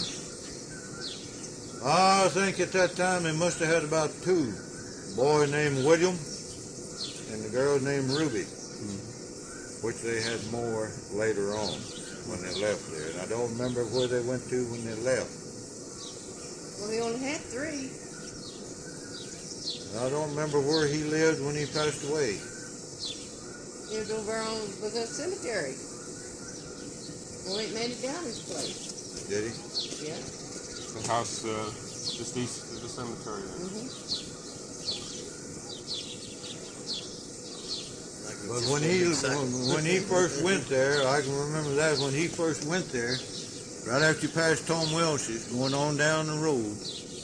You ever been down past Tom place? You come to that old wooden cupboard. You know, You go down south and then you take a up that steep left, hill. Go up a steep hill. You cross a pretty good green. There's a wooden. Well, there's a bridge there, wooden bridge. Wooden bridge. You can't cross that No. now. Just before you get to that wooden bridge now. Yeah. You notice the road is just a water gap. A road goes in this field. To the north. To the south. To the south, yeah. To the I've south. been down that one, yeah. But they used that's where my uncle lived. There's an old house place out there that belongs to this Tom Welch. That's Tom Welch's place. There was a house out there. He lived there at that time. When he left there, he went north of our old home place and lived there.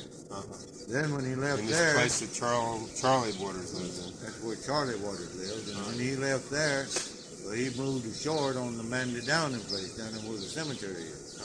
And that's where he lived when he passed away. Yeah. I haven't located that site yet. That's south of Tom Welch's place. Oh, Well, you go. You do know where Tom Welch lived. Yeah. You pass his place, go right on down that road. And whenever you get down there, you said that you do remember that wooden cover, but you can't cross. Right. Now, just on top of that little hill, before you get to the covers, you notice the road leading to your right. It goes in a field. Right. And it crosses the branch? Or No, this is the one before that one? Before you get to the branch. Okay. Before you get to the branch, the bridge, the old wooden bridge that you can't cross. Yeah. Before you get there, right on top of that little hill, you notice the road leading to your right goes in a field. It's just woodland, but there's a gap, water gap there. And the roadway goes in. Just out there about 100 yards, there's another house right there. It's to the right in the wood. Here's the road. I had that one pointed out to me by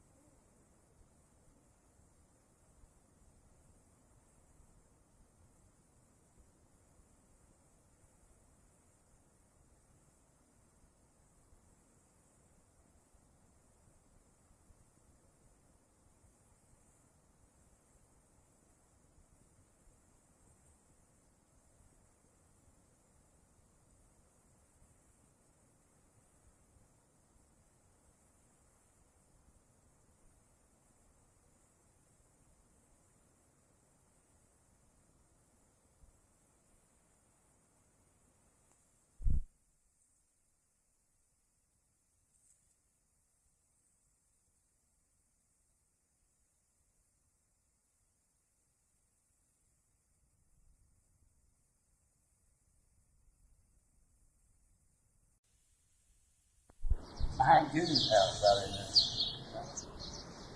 So many of the old people are gone. The young generation, they don't know. I know they're out there because I found bottles and stuff, Yeah. out in there. Can't remember the houses themselves. Oh, this fellow that Lives down by the cemetery. Fishback. What's his Gordon. Morton? Gordon Fishback.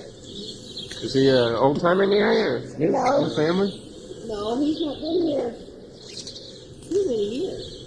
He's back here way after we did. Right? I believe it is. Did he? Is he a fellow that moved away from the area and then come back? No, he's a newcomer to this country. He just come in. Just come into this country. I never did know where he come from. Just come into this country and His nationality is German. He's a German. and moved, bought that But we don't know property where and he's moved from. in. Where he's come from here. No, in case you go up there and you're interested in going to this cemetery, I'll finish my story, All and right. you'd hardly miss it. If you know where Fishback's mailbox is, Yeah. go down that road. Uh-huh. Of course, you have to go through Iron Gate. Then you come to his house, brick house. Just before you get to his house, a lot of weeds grow up around it, have to be watching until you get there. Turn left, go up the hill. So you come to some old fields. When you get to the east side, the road turns to your right, goes south, curves, it turns to your right, goes south, and you stop right there. Then get out and walk due east. There's an old roadbed there. It had some creek gravel put in it at one time.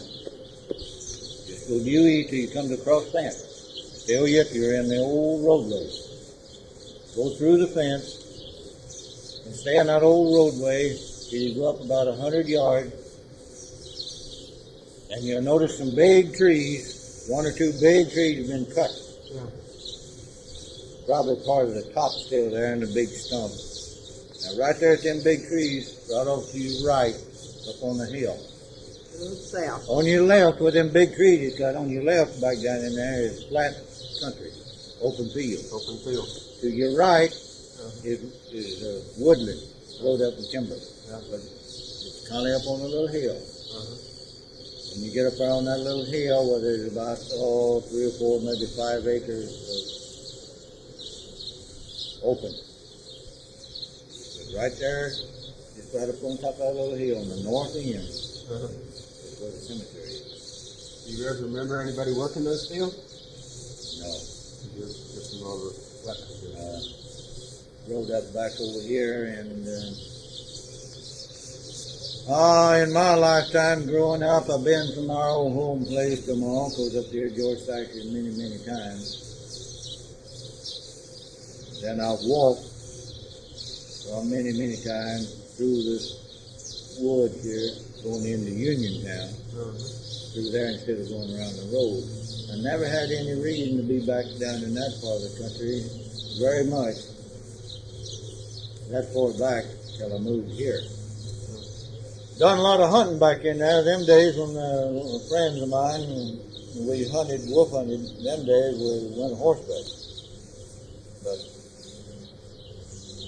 been over in that part, but I never had any reason to be up on top of that hill and didn't know it was there. And I don't think Stikes, as old as he is, and he's born and raised and lived here all his life, and I don't think he knew it was there until just a few years ago. Well, if somebody was buried there in 48, and I believe it must be was some 48. knowledge of it. I read some of the headstones. They got those, they look like brass or gold-like plates, you know, on the markers. And I believe it was 48. It's either 38 or 48. I read it. I will tell you, it's old. And I can't never remember anybody Here's in my their lifetime names. being buried there. It's all before my time. well, getting back to where you lived in that field, southwest of the Cy Waters place, and then you moved to California. Where in California did you move to? Nyland, Imperial Valley. Nyland, California, down in Imperial Valley. 360 feet below sea level. Wow. You want to see some hot country, you go out there in the summertime. Worked in tomatoes, picked tomatoes. Uh-huh.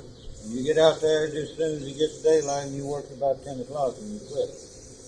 Too You hot. get to 120 degrees. Yeah. Bob was a baby, and you'd have to wet the mosquito bar. You don't know what a mosquito bar is, I'm sure. Yeah, I'm from Florida. That's a netting that goes around the Yeah. bed. You had to wet it to spread over them for him to take a nap in the daytime. We had this fan. It'd be 120 degrees. Yeah. Ooh, how'd they grow tomatoes in that hot a temperature? They had them covered with sheets of paper about as wide as that piece of carpet over there with stakes. What they would do, Shades. they'd plant them in rows naturally. Then when they got up so big that they quit cultivating, they'd put up posts, small posts, from one end of that road to the other and ever so far apart. Then that string wire started one end tied to this post and wrapped it around every post from one end to the other. And then they take this bamboo cane, they stick it in the ground on about 45-degree angle and let the top of it ride on this wire. Then they take wide sheets, rolls of paper, about a 4-foot sheet, Yeah, brown paper. and then unroll it from one end to the other and lay it on top of this cane. Then they'd come back and stick some more cane on top of this paper in order to hold it down to protect their tomatoes from sun. It was a great effort then. They sure did. Well, how long did you live in Ireland? It was only about a year, one season. Yeah. Well, I'm going to tell you this. It's just something that I think of and you won't believe it. You wouldn't do it, I'm sure. You probably would. But out there, they don't have very many homes or any shelter whatsoever for work hands. Now, this same paper that I'm telling you about, they put around tomatoes, we lived in a paper house. Oh. I went out there and I cut me some poles about like this. At that time, it was the only place I knew where to go to find work. It was new, green, didn't know any better. Yeah. Making pretty good money at that time. Better than 10 cents an hour. Whenever I quit here, I was making 10 cents an hour, 10 hours a day. When I was working by the hour. If I worked by the day, I worked for 75 cents an hour, 10 hours a day. That was in 1940s, huh? Was past the Depression time. I worked a many a day, 10 cents, or 10 hours a day, 75 cents. And if I worked by the hour, 10 cents an hour. So I decided that there was a better way to make a living. Yeah. With California. Got out there and there's no place you couldn't rent a house. So what I done, I went out and cut me some poles about like them, and I just set them, made four corners and set them there 4 parts. And strung that same kind of wire and had the tomatoes around, and then laid my paper up there and strung some more wire around for walls. Yeah. Then I took me some bamboo cane and I laid it across the top for the roof and covered it with paper about 4 sheets thick in case of rain. Yeah. Just one room, dirt floor. Yeah. Well, how did you know about Nyland? Did you hear about it when you lived here in California? I had a cousin that was there, and I got in touch with him. And Was he Waters? Yeah. How was the first name? And I had an uncle and a cousin. Which one? Wilburn, right? Yeah. Wilburn Waters. So they had left this area earlier. And That's Charlie Waters' Yeah, son. it was Charlie Waters now. The Charlie Waters I was telling you about, there was a son that his brother, his son was out there. so they told you specifically about Nyland. All right, now here's one of the tomato trucks right there. Here's another one. I can see where If they haul. this is Now this is part of that the house. count. Now I haven't made a deal of this, but it's the count, but you can see nowadays that's one page. This is a Filipino that I was working for. And that was his small flatbed truck. And that is my uncle, George Steichler, wife's brother. What's his name? Oh, hey, This one's yours. See out here. and this is me. And this is my brother Lee's car, which is dead now. He was there. And we was all pretending we was drinking. And if you can see, I think this guy here has got a gun in his hand. It's all Pretending make pretty good. Yeah. And I do have, that's a real gun. And we was just pretending. They just fell back here. This Yeah. one? I believe that's my uncle. George Steichler. Yeah, that's Oh, and then Levi. this one standing here? But they never got in the bus. Yeah, it's 2 guys there. Yeah, that's Levi. I know it one. Get some more. She says, Here is the house and the smokehouse that my mom and daddy built over at the Duncan Ford. That's up on top of the bluff there? You go to Duncan Ford for those stories. You know, that's hole. Yeah. Oh, that's part of the house, not the smokehouse. That's the one above Duncan Ford there. We're talking about it burned down. Wow. Quite a bit of difference. Yeah. There's not a tree to be seen. Except there on the edge there. Yeah, that's the house now, close to Duncan Ford. Yeah, would that Fence line there be the edge of the... cliff? Just almost. It's not behind this smokehouse. Right behind this little building here is the bluff where the creek is. Uh-huh. It's right behind there. I see. She says this one, this house here is the one right down at the graveyard. Now that's the old Downing place. Over there where the cemetery is. Yeah. Double log cabin. Double log cabin, there's a chimney on the west end, just like I told you. There's a porch on the south, and there's all see this dark spot there behind that porch. Uh-huh. That's the hallway between the two log buildings, or the two log rooms. Uh-huh. And back here Well, that's is that the log kill in California. train room. And so Distance off this way would be to the west. The distance from this way would be north. that's north. The other porch is facing the north. The house. That's Long way that's to facing where the new house is. Yeah, I mean this bluff over here, what? Where would that be? That be to the. That's looking in what direction? Well, now that's looking now in towards a little bit east of where B. Curry lives. You know that little white house that's the White House again? That's looking in that direction. That was all open. That was all open at one time. You can see from across there. Come over to 101. Now you can't. It's all rolled up. Used to be all farmland. Trying to find that little house. Trying to find that paper house. I like Oh, to he's old. I'll help him. Who's this? Standing. That's my mother, That's your mother. and she's holding an old red hen. It's Bill, our oldest boy, had been a fishing, and he threw his line down out there with a worm on the hook, and that old hen got it. And this is her little dog right there, and she's fixing to kill that old hen, so they made a picture. Well, that's When they had smokehouses out to the. side of those old houses, What kind of? things would they smoke? Ham, bacon, they cured their own meat. Uh-huh. And they had that's what they call a smokehouse. What kind of wood were they using to smoke? They built a fire in an old pan or something or tub, and they get a bunch of coals, red hot coals, and they put this green hickory, split hickory on there, and it smoked. And no, wouldn't let it blaze. Did they keep it going for a long period of time? Mm-hmm. For about 6, 8 days, every day. And that would be what they.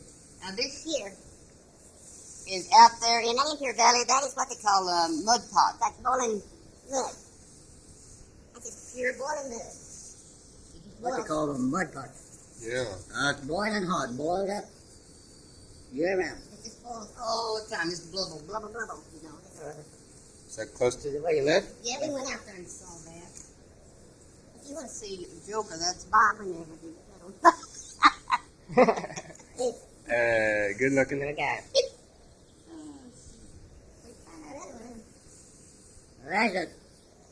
That's me with the hat on, and that's the guy that little Filipino that I was working for out there. And that's some of the bamboo. Loaded with native. Getting cold. I always try to find it, and I might show him. It's here something. I don't know where. I'm not telling where that thing is. No, it may be lost.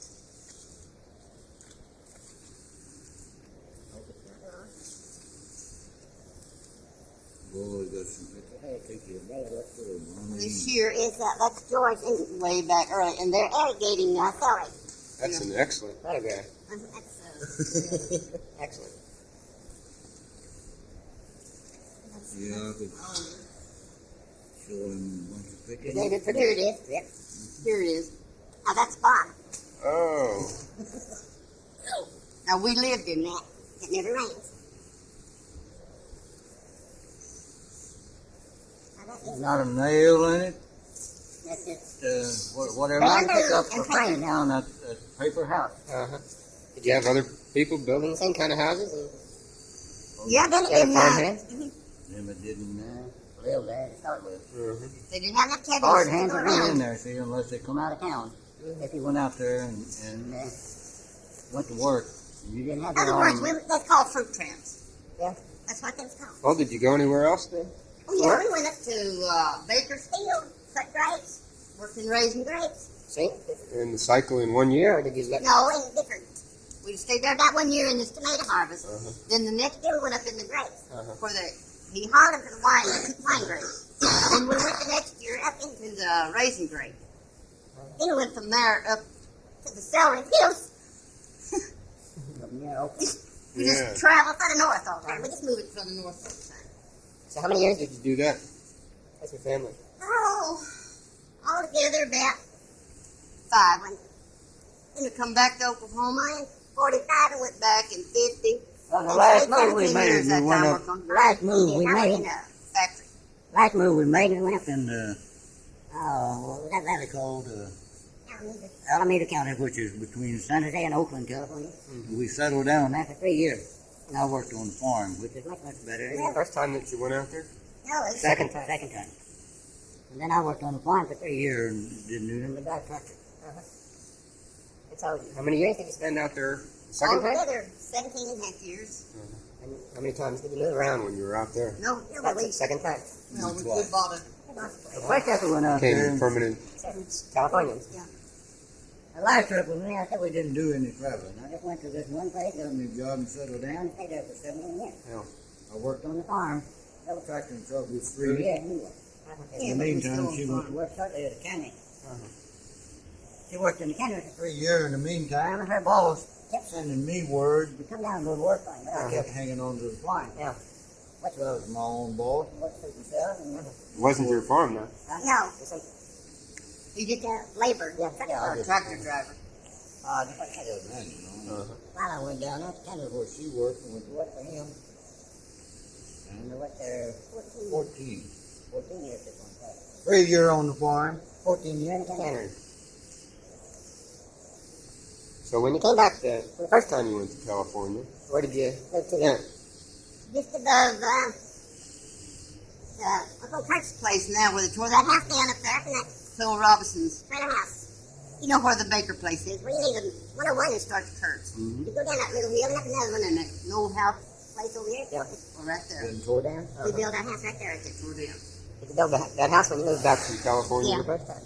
25. And we left in 50. Going back to California. When did you give you? Was there another house built there before that? No. Brand new land. New land. And then when you left, did you rent that or did you sell it? So I just better bought it. Which brother? No way. North. We lived in Texas. But just around and about sort of way. It was a mess. Yeah, we come back the second time. And about 20 acres. 20 acres is that old house. Or up on the hill, my old house spot, you remember? I was telling you that. That's right. When you came back the second time, you bought that same place again. No. This is the first time in North. First time. About 20 acres there. Oh, my brother Lee. He's dead now. He owned it at that time, and he wanted to sell me that 20 acres. Whenever I come back, I gave him $50 for it. For 20 acres.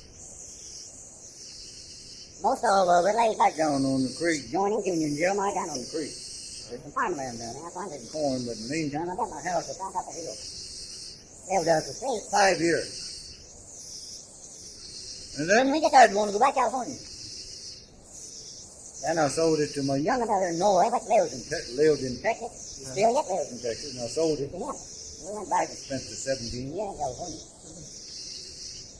And then that time, Ryan and I come in and buying up all this property, he sold that 20 acres to Ryan. Well, what did you do for those 5 years right there? Oh, I worked out for different people. You didn't open any of the ground for... Our farm got 10 acres down on the creek, in corn. I had a few cattle on them. I bought me a few cattle on them, bought me a few hogs. I had me a good young team, and that wagon all the farming that I needed. And I farmed that 10 acres, which didn't take all my time. And then I worked out odd jobs, different ones. whenever I wanted. Yeah. Why'd you move back to California? You got your own house there? Yeah. I'm making out easy money. Times were still rough, and the money that I had made before was getting away. Yeah. And the jobs, It's still hard to get back there. Right? wages was cheap. And I decided, Well, I wasn't gonna. There's more money easier money to be. made from the ground. Oh, we'll Go back to California. then when we went back Arlington, California. 17 years. Should have still been there. What'd you come back for? My wife, tell you too. Thought that my wife, Real cut bad. Yeah. I tried to To get it quit. Quit working in mechanic? Quit working, stay home. and I'd go ahead and work. You know, you're in 7 years. Well, I kind of getting Part of it anyway. ain't no job. That's 14 years. gets old. Yeah. Well, In the meantime, I owned our own place. I had bought a big house, lost 3 lots. Well, we'll just put it. place up for We sale, don't sell it. go back to Oklahoma. In the meantime, For 5 years, but before I come back here, I own that 20 acres. acres or whatever. Bob lives now. I'm going to build a house there. And the guy that We lived did. On this one. in this old house To stay here, and he come here. tell me this. Who was that? Steve Davis. I told my wife, Well, I said, well, oh, we just buy that 20 acres acres over there, with we the old house on it, and fix it up, take the money there. We take part of it anyway, to the building house and put it in cattle. We get a little of it back, back. If you build a new home, it's dead, until you you sell the whole thing. We take part of the money and cattle, and each year we'll get one of it back. You get it home. How's the money working for you?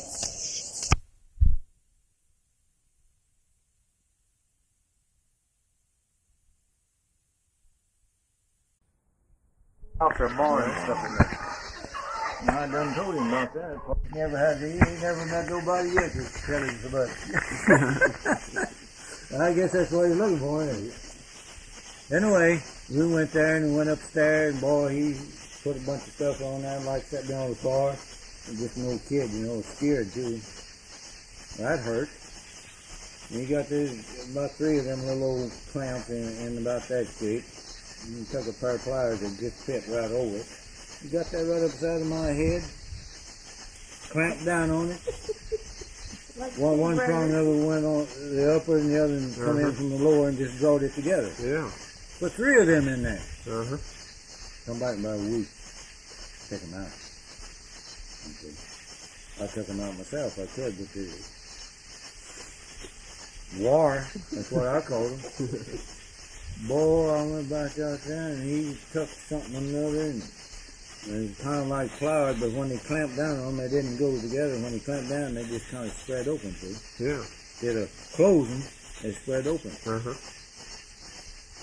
He put that in between them little things went together just like that and then left a little gap in between, the best I could figure out, and then he stuck the nose in there and clamped down and pried them apart, see? Uh-huh.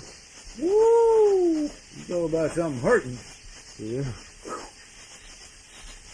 Boy, I wish then I had to show this at me. I didn't know what it was to show anybody up at him. So I can get wide. Yeah. I don't think they had Novocaine back then days either. If they did, they didn't use very much of it. Oh, was there ever Dr. Nikett? Nobody got blue. He's the only one that I ever know of. Dog Blue come to this country. He went from here to Sallisaw, from here to Stillwell, from here to Natural Dam. He covered this. Mother, he covered a big area. These went from the other side of Broken Stillwell. He'd bones. go, a man was going to go day and night. Summer, winter, didn't make any difference. If they come after him in a car, and maybe they'd go plumb the other side of Sallisaw, plumb north of Stillwell, plumb back in here in Natural Dam. They'd come and get him in a car, Mm-hmm. take him, Yeah. bring him back. Maybe there'd be 1 or 2 there at his house waiting when he got back. Well, what was in childbirth when you're giving He delivered them. birth. He didn't give you nothing. He didn't give you nothing. Were there other people in the community that helped with that? Yeah, most people they had midwives to help. Did you have midwives helping you? Mhm. Who were the midwives? A lady lives over here. Laura at, Judy. Nice Chest. Laura Duty? Laura Yeah. Judy. She was a midwife. She's dead now. Who helped you with me? A grandma, both grandmas in Alberta, London. No wonder I'm so mean. You did 3 people. Yeah. 4. You say you're from Florida? Yeah, What part? I'm from Miami, Florida. You tell us where your sister's from? No, she's from Georgia. Georgia, yeah. What part of Georgia? Savannah. Was she brought up around here? Yeah, she's raised here. Oh, it's moved to Georgia. That's one of the Yeah, first ones I've heard of She going married east. a serviceman, Uh-huh. and he was from Georgia. She met him down here at Camp Chaffee, they in Fort Chaffee, Uh-huh. and they got married, and What was her name? First name? Laura. And so he spent, well, he's a retired serviceman. He spent 4 hitches in Vietnam. Hmm.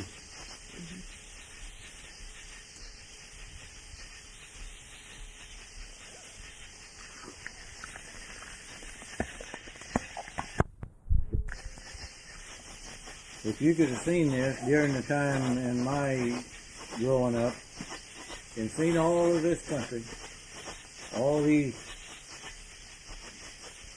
of this place and all these fields, it was all farmed and clean. It'd be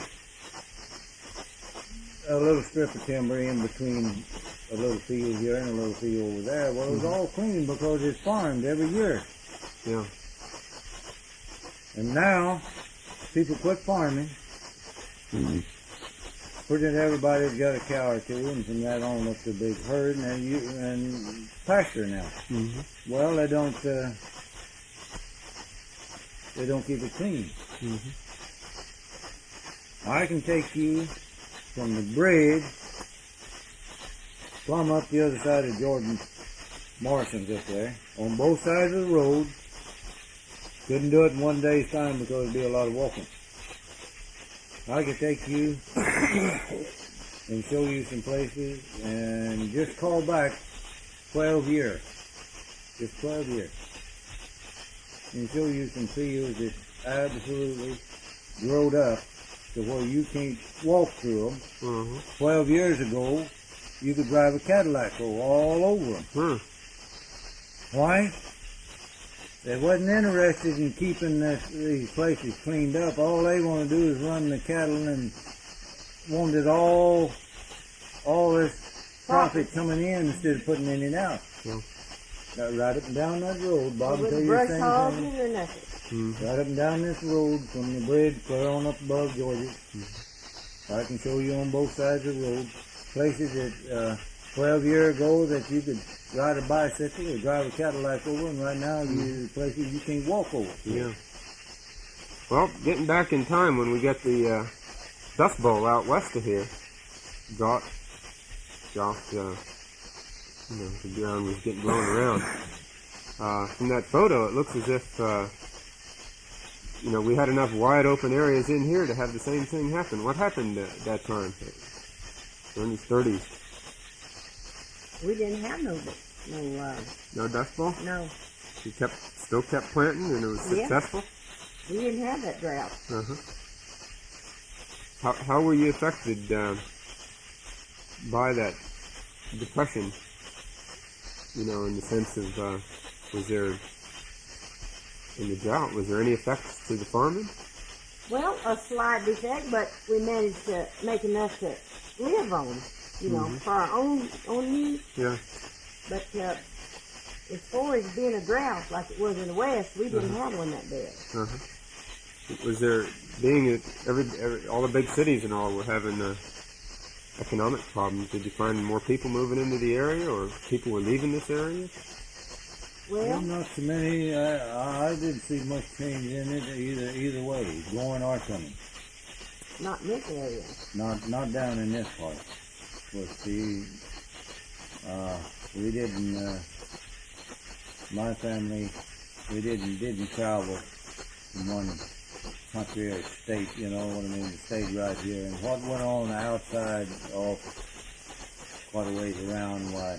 We didn't know much about it, you know what I mean? Mm-hmm. Them days when we was growing up, clear on up, we were practically grown, why?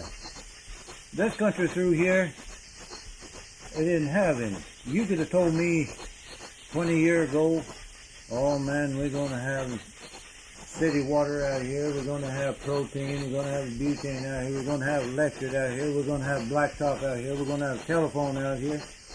Well, I said, man, you're crazy. Mm-hmm. They won't never. Yeah. Well, we didn't know what a telephone was. People down in here, we didn't have no telephone. We didn't have no electric. We didn't have no blacktop road. Nobody used protein.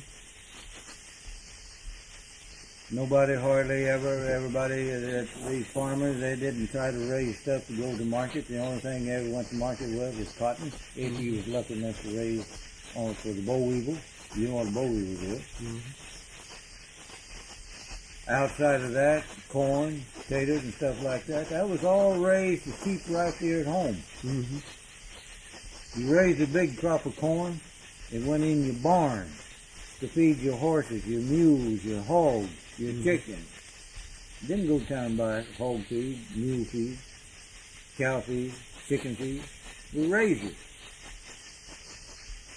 Potatoes, beans, and all of that stuff was all raised right down, and we put it up. We put up a high 300 and 400 jars of food every summer. Everybody done that. Mm-hmm. Boy, and Dad, he went to the bank more times than one, borrowed money and make crop on. Raised some cotton.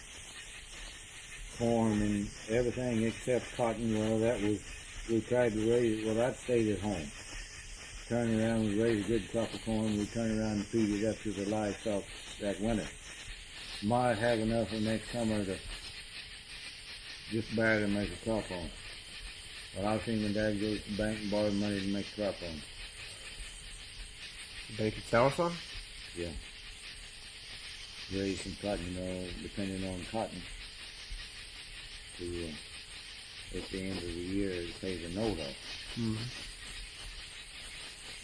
You'd have a pretty good drought and boll weevil hit, and you wouldn't make enough to pay the interest, much less the loan. Have to get out and sell a cow or two to pay the note off. Mm-hmm. When did the boll weevil start hitting us this way? The boll weevils have been in this country for years and years, ever since I can remember. We've always had trouble. Uh-huh.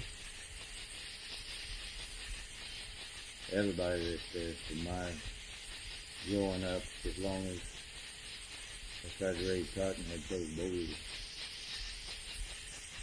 Same with beans. We tried to raise beans for the market. That's one thing that people got into. They did try to go to market with. Blight had hit them. Didn't have the money to spray them, you know. You pick a pickup load or a pretty good sized truckload and go to the market, and they'd find some fault again. And I'd haul them back and dump them out. So it was pretty rough.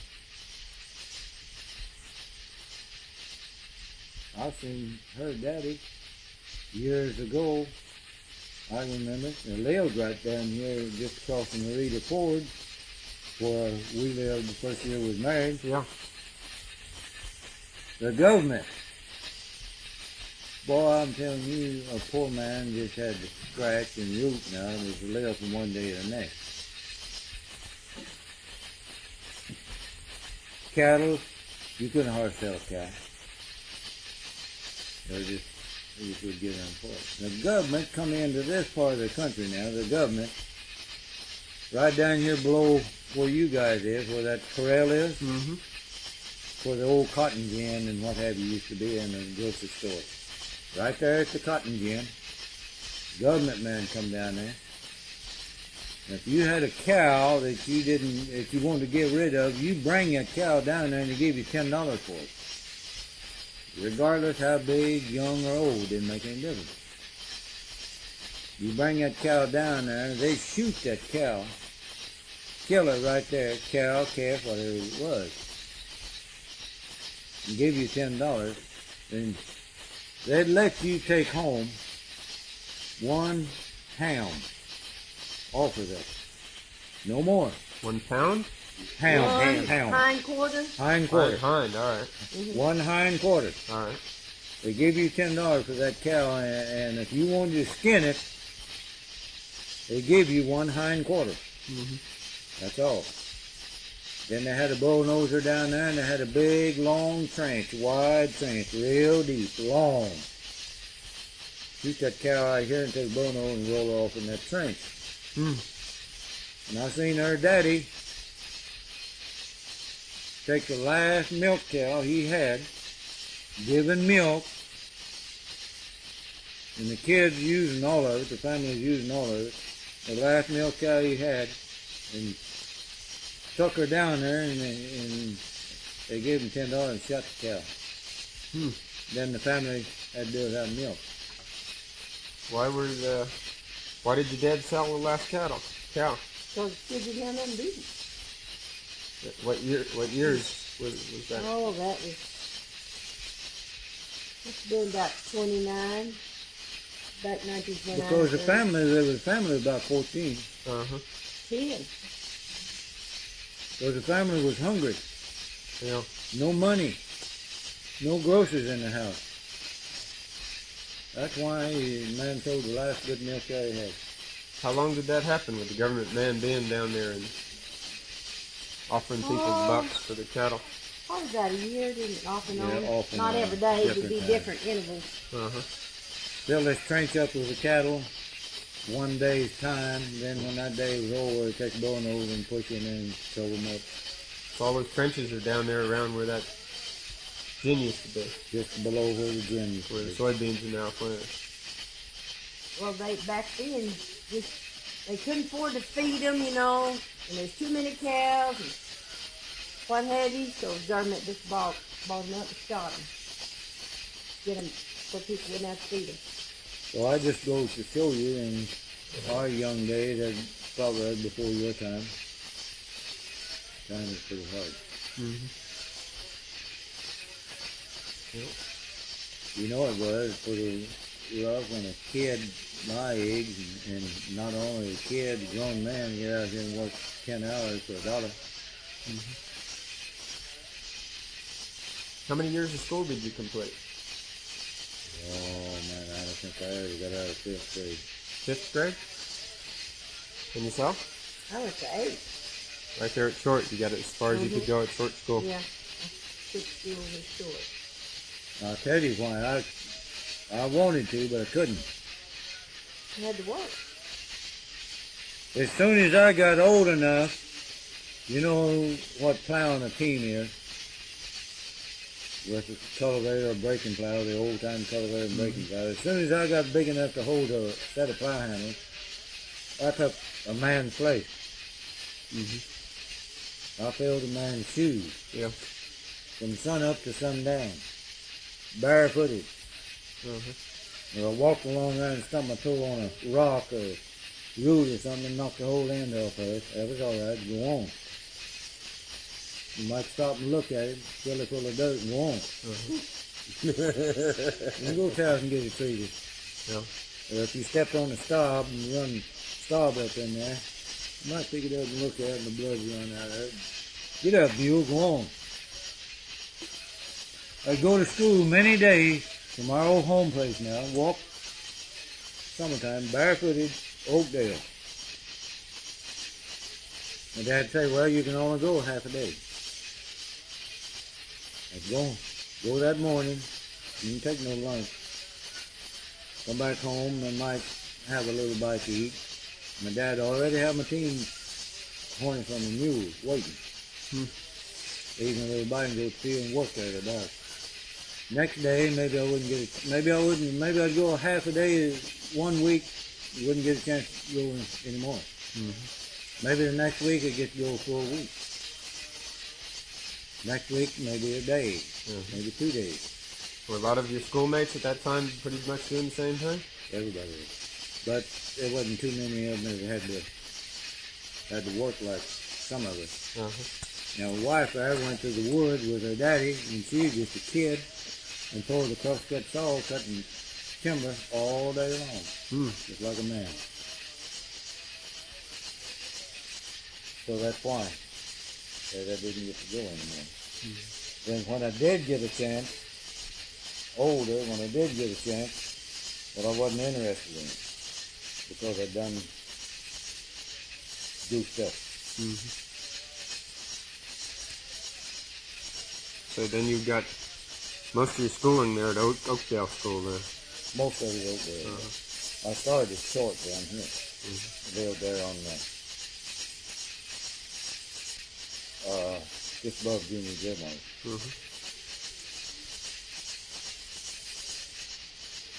Yeah, I was the oldest kid in the family, and I just, it was a hustle and tussle for my dad to make a living, you know, and I just had to take a man's place. Not that I really wanted to, I had to. Yeah. You know, if that picture was showing north, it should show that mound if it's showing that Rita Ford. It's not showing the Rita Ford. What is it showing? Well, I'll have to look at it now. It's not showing the Rita Ford. I thought you said that old mound down in places. It's facing the north. That house is. The house is facing north. The front porch is facing north. And so then that would be Blackbird Mountain there. Is that their ridge Oh, it's facing before the you north. get towards Oney's old house over there? That ridge in there. Because that picture was taken from the west end of the house. So it's facing towards B's house, or Oney's house. Yeah.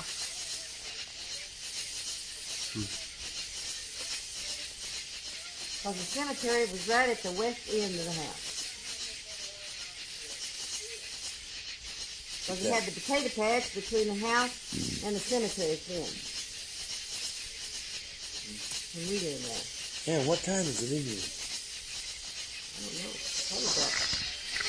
Probably about Blood, but she's only rolled 3/4, Yeah. which told me 3/8. They said, you're nothing, and then you knew it. Yeah. Well, I went to work, and I helped them build that plumb out on top of the mountain that you passed Is that the right? gap. And I also double back, went north, plumb across Little Creek, Yeah. That's Across right. the Bradley Ford? across the Yeah. Bradley Ford. I started in right there at the Bradley Ford. And you noticed all that big timber on each side of the road as you go through there. Well, you're putting a new road in there, so Well, I that's know, being cleared but out there now. is some big timber left. Yeah. It wasn't nothing for me by myself, or I had a buddy, nothing else now but a chopping axe and a small shovel. We'd start out about 5 foot from the butt of the tree out around, and we'd start going down and work ourselves towards the tree. We'd come to a root, just like you boys do down here, and you come to a root, we'd chop it off, going around until we got down to the last, what they call a tap root. That's that one single root goes straight down. And that's how we got the trees down. We dug them out by hand. Then we cut them off in short enough blocks that a man was lucky enough to get on with a team to drag them out. Yeah. And that was all built with teamwork and manpower, plows and load slips and what have you. So was that associated with WPA, or was that No, through that was Cherokee the Nation? Indian, Cherokee Yeah. Indian Department. So before that, how did the people get from Nika going up north? Just the trails? Was there another road? Wagon team, horseback. Was there a road that crossed I the Coppic think and then it went was north? an old. I think it was an old roadway. And we followed, best I remember, followed the old roadway, which was just kind of a trailway. You could get through with a wagon and team. Get through, but between tree to tree. You have to work and widen it all out. Well, you mentioned your mom being full blood. Was that? Did she speak Cherokee? Yeah. Pretty good. Yeah. Could she read Cherokee? No, she couldn't read it. Leela, she can't read Cherokee either. No. There's not too many full-blood Indians can read Cherokee language. Yeah. Not many. There's a few. Not many. Yeah. Well, was there did your mom ever talk about old Cherokee ways? Did they have green corn stomp dances or anything in this area? No, I never heard them mentioned. The Indians, they didn't go out. The Cherokee Indians, they didn't go out for anything like that too much. But see, she's married to a white man. She's married And, to a white man. she didn't marry to a full-blood Cherokee. Why they might have Oh, yeah, he wasn't a participated in more white of the man. activities where a white man, don't take that much in it. I think that is a lot of the difference. Was there a Cherokee church that she'd go to, or? Oh yeah, this old Belfont over here, Cherokee Church. All right. Was she going over there to? Yeah, She was. yeah. That's where she belonged to church, but she'd go around here as well as over there. Yeah, but she did belong to Cherokee Church of Belfont.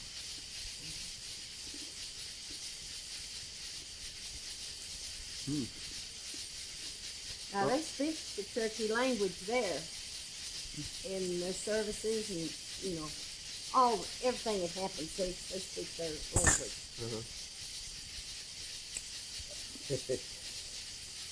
Boy, my grandmother on my mama's side, she could speak English, but you'd have to make her.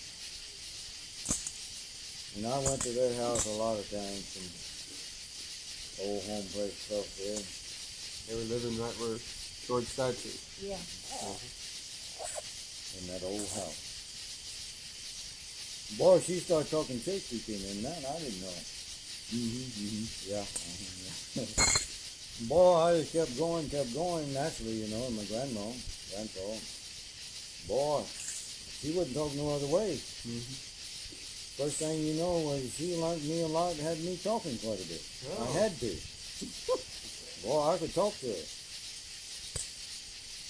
And after she passed away, well, I had nobody to talk to, and I didn't keep it up. And now I just about forgot it all, but I can understand more than I can talk it. I can understand quite a bit. Yeah. And a few words I can speak, but I just about forgot it all. I guess a man would if he didn't keep it up. I know I did.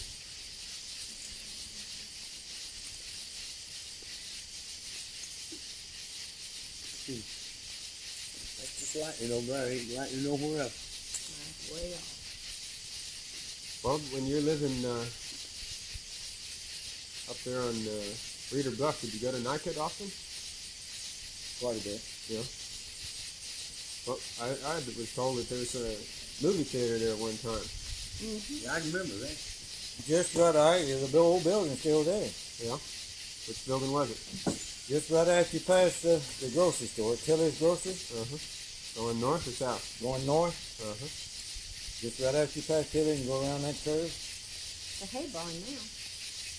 I believe it's the second building on your left. On the left. From the left. An old building is probably full of hay. Big old sheet iron. Big old sheet iron building. That was theater. Cost us 10 cents to get in. Yeah. When did that start? Oh, way back in the 40s. Yeah. But I just barely can. I went over there once or twice. I just barely can remember. That's a little, yeah. Nycut used to be the same way as Uniontown. Nycut used to be a pretty busy place. They had, at one time there was 2 stores there, and they had a post office there. They had a theater there. They had a dance hall there. That's where the rough people went. Yeah. Where was the dance hall?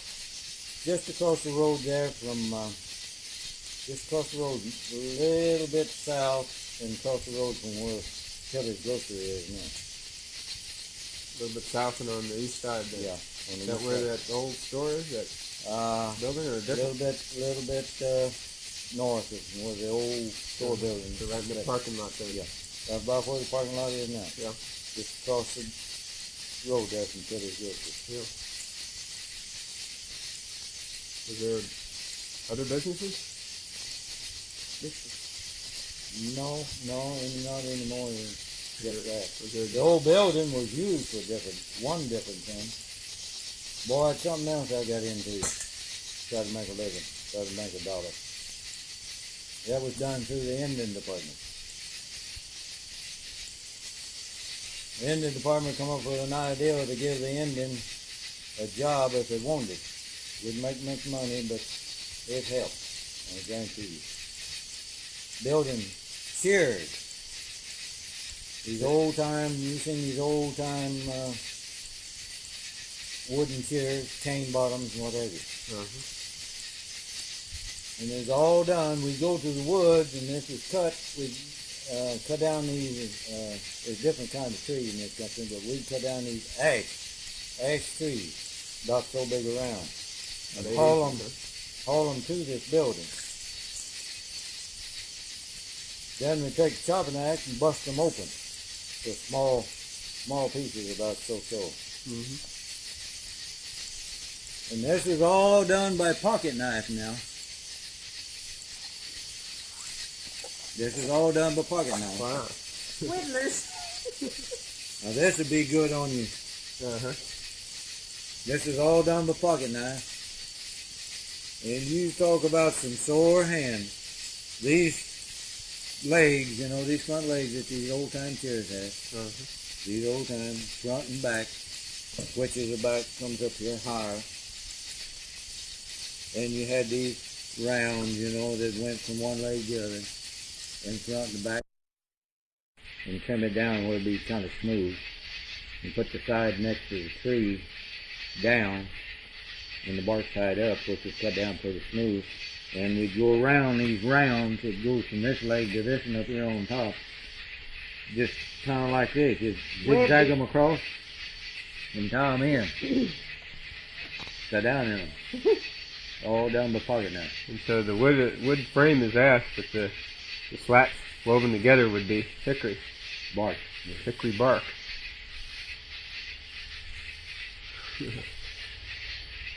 And how long would it take you to make a chair? Oh boy, I don't know. Well, there's no one certain man that ever built one chair by himself. You know what I mean? Yeah, everybody helped a little bit, one stage or another. Yeah. And this was in that old dance hall building? In this dance hall building. Yeah. How long did that last? And what year did it start?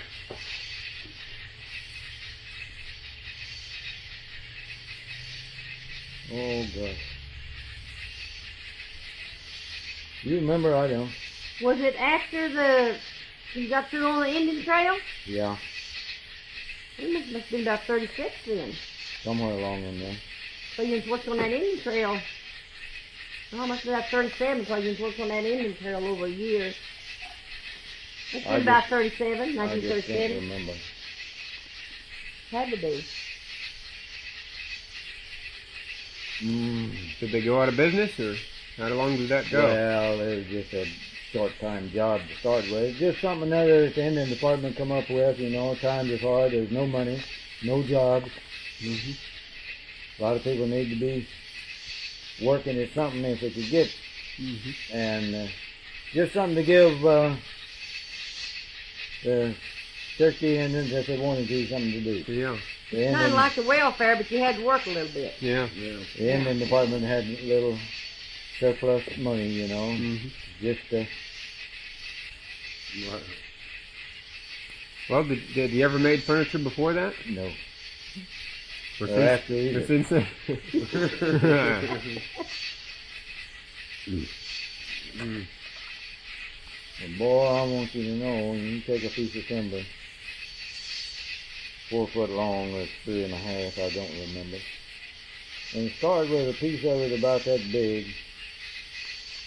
and whittle it down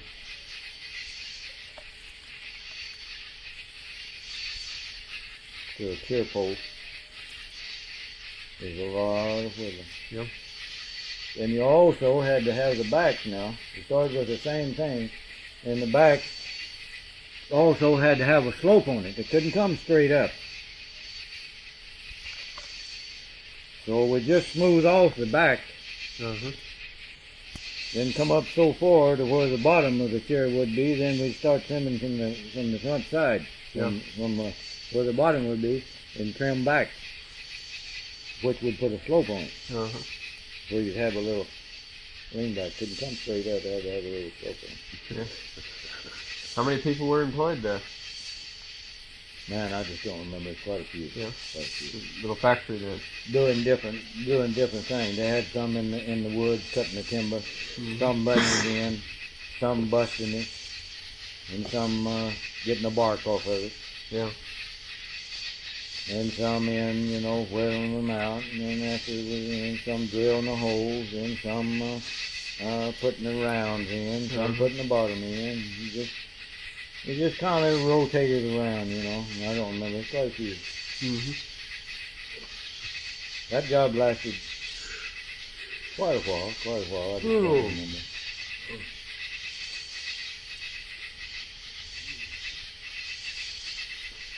Well, it was one little part of the story we haven't put together yet, I think. Okay. And that's when you moved from that house, the little house north of Short Branch, your Homer Smith place. That's where you were born. And then your family, did they move from there to the Blackbird Mountain.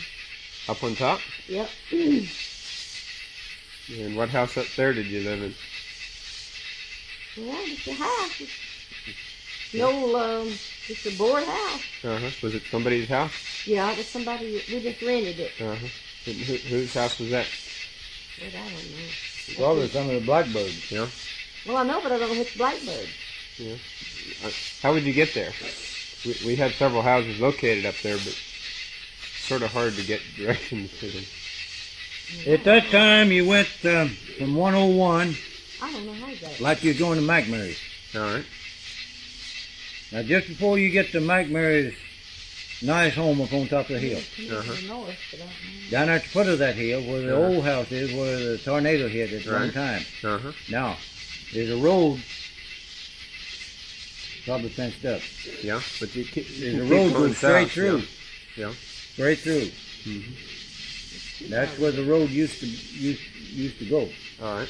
It went out there and went up, and there's 3 house places up there. And one of them not so old, but the old one is the old. You come to the old Lock White Yeah. spot. Lynn Brown probably told you about this. Yeah, we've been there. That's the first one you'd come to on the road after you sort of take a little bit left of the turn. The old Lock White. Then you go to a strip of timber up on what we call the Blackbird Mountain. Yeah, you sort of curve around the mountain. Now up there, down on the south side, which would be up on top of the hill on the west of Ted Armour's, where the old house spot used to be. Ted Armour used to live up there? No, it's west. Yeah, of where west of Ted Armour. is now. Yeah. Right up on that mountain. Right.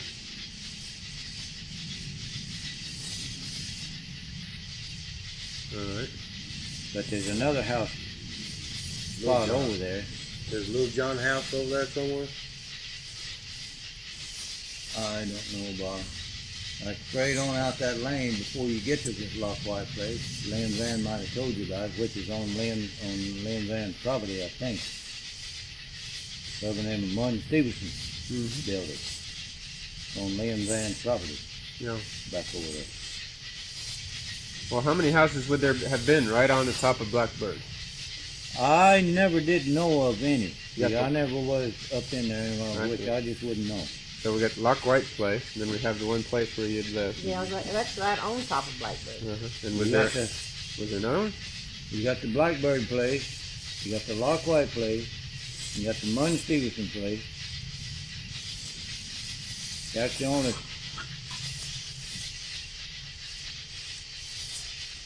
three that I ever knew about being up on top of the mountain.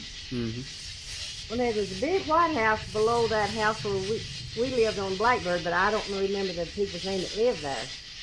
But that was further south. I think I never did know but two. The Lock White place, I've been there when the family lived there. Now I've been in the Munn Stevenson place. Where would the Munn Stevenson place be in relation to the Lock White place? That's this side. West. But still up on the top. No, it's down under the hill. Okay. Down under the hill. Because there is one up there with on the Lock White place. It's to the west and slightly south. And we don't know who lived there. But Stike. Blackbird place would be to the south of Lock Stike's White up place. there. Could come near telling you. Lynn Van brought the same subject he was talking about. He said, sometime or another, he said he's going to help you boys out as much as he could and go and show you around. And he jumped me over here at night cutting. He wanted to know. He said, George said, I want to ask you a question. He said, you should know. Who lived in them houses on top of Blackbird? Yeah. He said there was 2 or 3 houses up there. I told him, I said, Lynn, I just don't know. I said, there's probably houses up there because her family lived there, and she remember living up there, and she's younger than I am, and I know they had to be houses up there, but I was never there. I rode up back here. Yeah. Never had any. Been to Short, but that's about as far as Short to Uniontown. I drifted back this way all the time. Never been there. And I told him, Lynn, I just don't know. But it must have been some of the Blackbird because that goes by Blackbird Mountain. What was your dad, Commodore? Was he farming up there? Yeah, he was just rented, but he's farming. And how many years did you stay up there? I just have to roughly guess about 3 or 4. And were you of the age where you could remember being up there? Yeah, I remember. I went to school from there. Down to the short school. No, I went to that Rocky Point down yonder. Rocky Point school. All right. Then we moved from there down to that Duncan place over there at that little cemetery behind where you are. Then we moved from there over to the old Jeremiah place where Junior Jeremiah lived in that old big log house. Yeah, in the Duncan's cabin. Yeah. Okay, we moved from there over to the place across from the Rita Ford. That North old side? house side, on the north side. On the north side. North side. And we lived there, and that's where I lived when I got married. So that's where you met George, Yeah, because you're right in the same neighborhood then, right? Yeah. Right down the He's street, on top right? of the hill, and I was on the bottom. You ever All take right. him? Has he ever been down at that other Reader place down on the creek? You didn't know that house was down there, though, did you? Down where? Rita Ford, crossing Rita Across Ford. the creek from Reader Ford. You never did know it was there. The only place I ever knew there was a house was where you was talking about before you get to that old bridge, past Tom, and you go out there through that gap there. But you go back the other way towards Rita Ford, and I know that you can find some old junk laying around there, but I didn't know there was a house there. That's where Laura was born. Right there on that curve. Right there where that part of old rock Hey, fence I is. didn't tell you the truth about it. Uh-oh. I forgot. Look out. That's where we lived when we first got married. Yeah, we lived there right after the building for us. All Yeah. right. So after the Cy Waters place, then you moved to this place just north of Reader Ford, instead of moving over to that Yeah, open I field. forgot about west. that. You go down and leave the Cy Waters place. You go down by Tom Welch's. We only lived there about 6 months. You pass Tom Welch's until you get down there and make that first You go right curve down. to your left. To your left. Left. Now, right there in that curve, if you'll notice, is a damn road goes back south To the Reader Ford. to the Reader Ford. You been down that way? As far as my truck could take me. It got You washed didn't get out. to the creek. No, I didn't get that far. All right. About halfway from where you leave the Tom Wells Road, there's a creek down there on your left.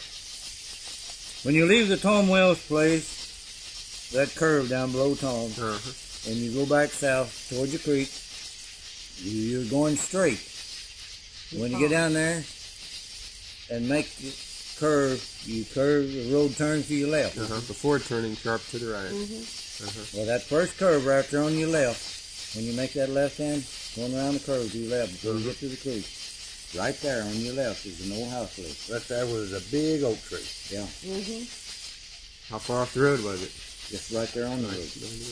That's first near your Jeep. Yeah, there's no. The house there, that's it. That's also part of the Jewish Reader place. All right. He had possession of that when he lived on. We rented the place from him and farmed a little strip of land with that. And what were you farming? Cotton, Straight cotton. straight cotton. There was a house right there on one side of the road on the left, there at the curve, and another small building in the back. Across the road on the west, where the barn was. Part of your property also. You were renting from him. Yeah. And where were the fields you were farming? Right there, it's on the left of the road where the house spot was, just, wasn't over 5 or 6 acres, maybe 10 acres. Well, it was open range at the time, and you had a couple. Yeah, it was open range, it was fenced in. And the cultivated land was fenced in. Yeah. And you had a couple head of cattle. I didn't have any cattle. You didn't have any cattle. Just had one team of mules. That was my question. Where were the cattle going? Because that's all farmland right in there. Well, that's all farmland right in there, but surrounding was all Open range. outside, open range. Oh. So what was the reason for not having cattle? Well, it We hadn't been married long enough to get hadn't the been money married to buy long them. enough before I could afford them. All right. Took everything I had to get married. All right. So did you live there while you were building your house up over there? No, I lived there. Did we build there? Did we start building over there during the time we lived there, or did we go back? No, we lived there. We lived there. Right, We were still living there, right, and we built over right. at the other place. All right. Now, somewhere along by talking with folks, it sounded like Commodore Perry, your dad, had lived in that same house. Yeah, Did he? Yeah, That's- when we got married. And he moved from that house to the little house that we showed you the picture of a while ago, that he built over on that little cliff that's Duncan Ford. All right. So how long did your dad live in that house that you moved into when you got married? Before you moved there? Oh, I guess 4 or 5 years. Yeah. And before About 4 years. and before that, you lived in Duncan's cabin. Right. All right. Got it all hooked together now. You're just going around in circles. Yeah, we just rounding about in the same area. Yeah. Lived 3 years in one place and moved a half a mile and lived, and moved another half a Well, mile. it's just like I said earlier, if you didn't own your own place and you was renting, if you had a rent house, I may rent it from you and only live there a year. And maybe the landlord would want me to move out, or it would just be on my own, I just want Find a to cheaper place someplace. move somewhere else. Yeah. And it might be that one family might stay in one house for 7, 8, or 10 years. Yeah, we lived in some houses 7, 8 years. You was never forced out of a rent house. Yeah. You was never forced out. And whatever there was to be done to the place, the landlord would never keep it up. You had to do that on your own. Well, there's one question that's I missed way back there, and my head keeps mentioning to me that I want to ask it again. And that is, you talk about Dr. Blue. Did he come into the area new, or was his folks in the area? Or you know anything about his past? He was from around Stillwell, didn't he? I thought he come to this country from Long. Yeah, maybe it was. I got the idea he was here in this country whenever he was one of the families that I knew when I got old enough to know anybody. You know, he Well, was he already did come here. from Long. But I think a little place back over on 64 be what's called Long. Yeah. Used to be a little grocery store there, which Barnard or something or other now. I think he come from Long to this country. And the best I remember when he come to this country, but that's where he settled down at. It's the old dog blue cabin, they call it. I don't think he ever lived anywhere else. I think he lived, yeah, he did. At first I ever knew anything about it, back this side of Georgia, you remember I told you, down at the foot of that steep hill, right there on the left. Remember I told you earlier there's a house spot there, he lived there.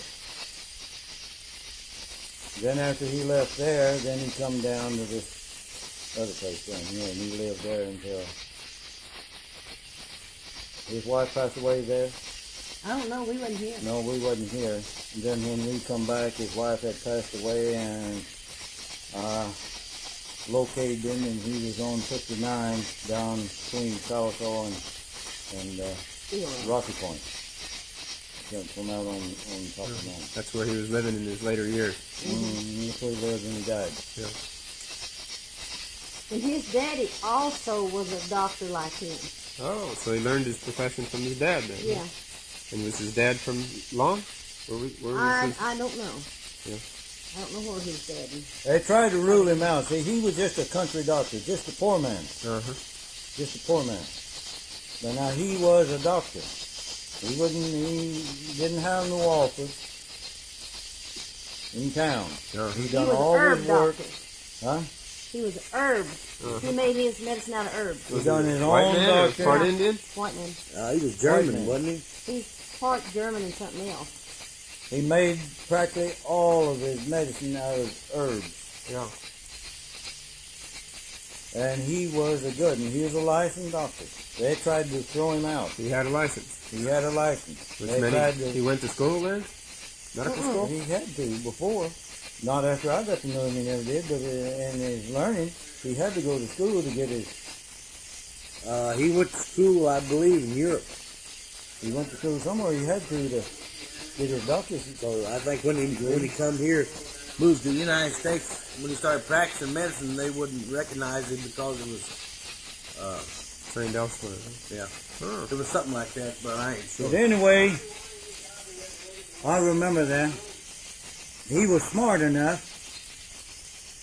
He had a degree and license and all to practice medicine, which I've seen his wife out digging up different kinds of roots and herbs, and he was smart enough. The man knows what he's doing. And some of these big doctors in town was going to throw him out, make him quit practice, because he was really getting more business, getting all the country business. And he had to go in. And I understand, and she can tell you the same thing, that put him on a test. Had to take a test and different things. And he outsmarted. He was able to come up in his test a lot better than these big doctors in town. Yeah. So he just laughed at him. Yeah. I've hauled him now. My dad had a different time, a Model T Ford on up to the old Model Chevrolet and Model A model. I've hauled him from here to Stillwell, and he has practically made all of his medicine. And he had patients come up around Stillwell and Bell and all in there. That he'd get different ones to take him. Most all of them was able now. Was able to go up and go, but still taking medicine under a doctor's care, you know. It would meet him in Stillwell, in the back alley. Yeah. Now, I know what I'm talking about. Mosquito? No, I can't remember which He's flavor had me to I go had. in and buy strawberry soda pop When? to flavor Oh, his medicine. remember Yeah. the time me and Bill was Mix coming it up in. the tree and I Oh. stuck myself to axe with To the seed? flavor. Yeah. Different flavors. Uh-huh. Soda pop now. I bought it from him. Yeah. He'd go up there and the patients that's supposed to meet him there in town for prescription, they'd meet him and he'd have different calls. People who were pretty sick that he would have to make before, between Stillwell and back home. Yeah. And a lot of times we wouldn't get back home after midnight. He was a smart man. Yeah. But, and made a lot of money. He'd been worth a lot of money when he passed away if he took care of it. But the man drank, the man drank it out. But I'll guarantee, this is my way of looking at it, and if he was living today and I need a doctor, I wouldn't, if I could get him, I wouldn't have nobody else. Yeah. And I've seen him go in and treat, write a script and give people medicine. When he'd be presumption, I'd stand up. Did he write prescriptions which people could take to a pharmacist? Yeah. If he didn't have Someone. What he you or thought me you might needed. need, Uh-huh. he'd write you a prescription out and you'd go to the drugstore and get it. Yeah. No problem. So he's treating both ways, the herbs and the chemical medicine. Or the You'd get the Factory herbs and produced roots and different things. Yeah, well, he couldn't, come up with herbs while he would, like the prescription you could get at drugstore. On an old wood cook stove now, old wood cook stove in a little side room, his wife would boil them. Yeah. Well, it worked. Well, I was surprised whenever I was telling you earlier that my dad was having this hard chill and he'd been having them you'd more or less, if the guy had them during the summer. Boy, he'd been having them about every other day. Just as sure as that day come, every other day. About the same time of day. About the same time of day. He'd come by that day and the mother would run out and stop him. The doctor wants to come in and see what's the matter? Oh, he's having them chills again. He went in, he's terrible. He kids you and joke with you, you know. Matter, Si? Oh, I'm having them chills. Yeah, we'll fix that. So he fixed the nuts and stuff and wrote the directions down how to take it and said, well, but you won't never have another one. And from that day to this, he's never had another one, as long as he lived. And I don't know what kind of herbs he used. That he used some kind of herbs, and he made a tonic, and he gave it to his daughter and his daughter-in-law, and they never produced a child. He did. They wanted that, not to have they children. wanted it. They didn't want no children. Yeah. And he fixed them up a tonic to take, Uh-huh. and they never did have a child. Well- It's sterile them somewhere now. Uh-huh. Well, in the Seabolt Cemetery, we recorded the information on the gravestones, and there are a lot of young Baloos that were just Yeah. born very infant stage. Was that? That was the son's, it had to be the son's wife. Uh-huh. But that daughter-in-law Uh-huh. and the daughter that took that, they never had a child. Well, the son's wife, she wanted to have children. Yeah. And do you recall the reason for those children to have been? They just didn't want none. I mean, for those children who have died, can you recall a reason for Oh, that? I don't know. I wouldn't even hear them. Yeah.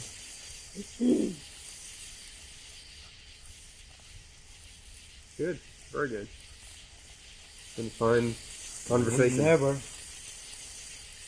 He wouldn't go out, but his wife knows what to get. And he'd never let it be seen, let her be seen, Knowing what they got. knowing what they got. If there's anybody there and she got what you're looking for, why, you'd never know it.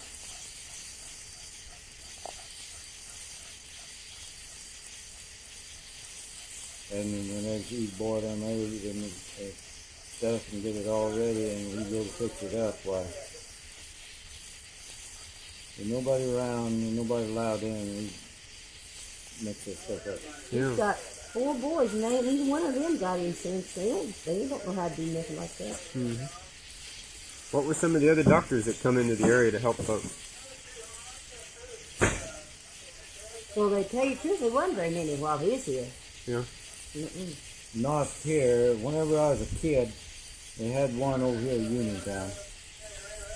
He done his practice in his own home. He had a 2-story house. He had a little office upstairs. What was his name? Mitchell. Doc Mitchell. Uh-huh.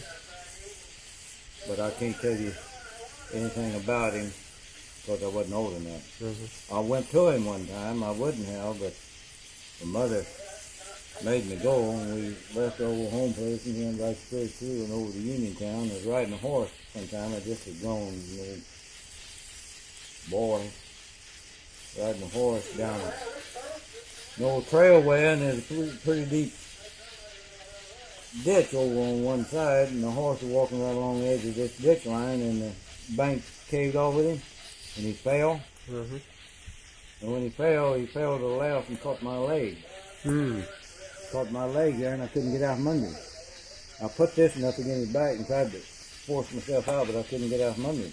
Mm-hmm. Then during the time he was trying to get up, well, he instead of rolling from me, he rolled to me. Uh-huh. And I seen he was going to get on top of me. But I couldn't get out from under him. So I managed to get on my stomach and lay my head down sideways like that and cross my arms. I knew I couldn't get out, and I knew the horse was going to roll plumb over. Mm-hmm. And he did. Mm. But that didn't hurt me. But when he got up, I don't know if the horse kicked me or stepped on me. But he cut a long gash right up here on the left-hand side of my head, just above my ear. Kind of knocked me out there a little bit. When I got up, the horse was going on down the trail, and I felt something warm. I reached up there, and man, the blood just rolling. Take gas in it. Great man gas across my head. I went on cows bloody like a bee. Scared my mother to death almost. She cleaned me up. Said, well, we're going to doctor. No, we're not. I'm not going. She kept on. She got me to go. And we went to this Mitchell. I do remember that. Them days, I don't guess they knew what's putting a stitch in a wound like that. Mm-hmm. Believe it or not, they just kind of a U steel clamp, I call it.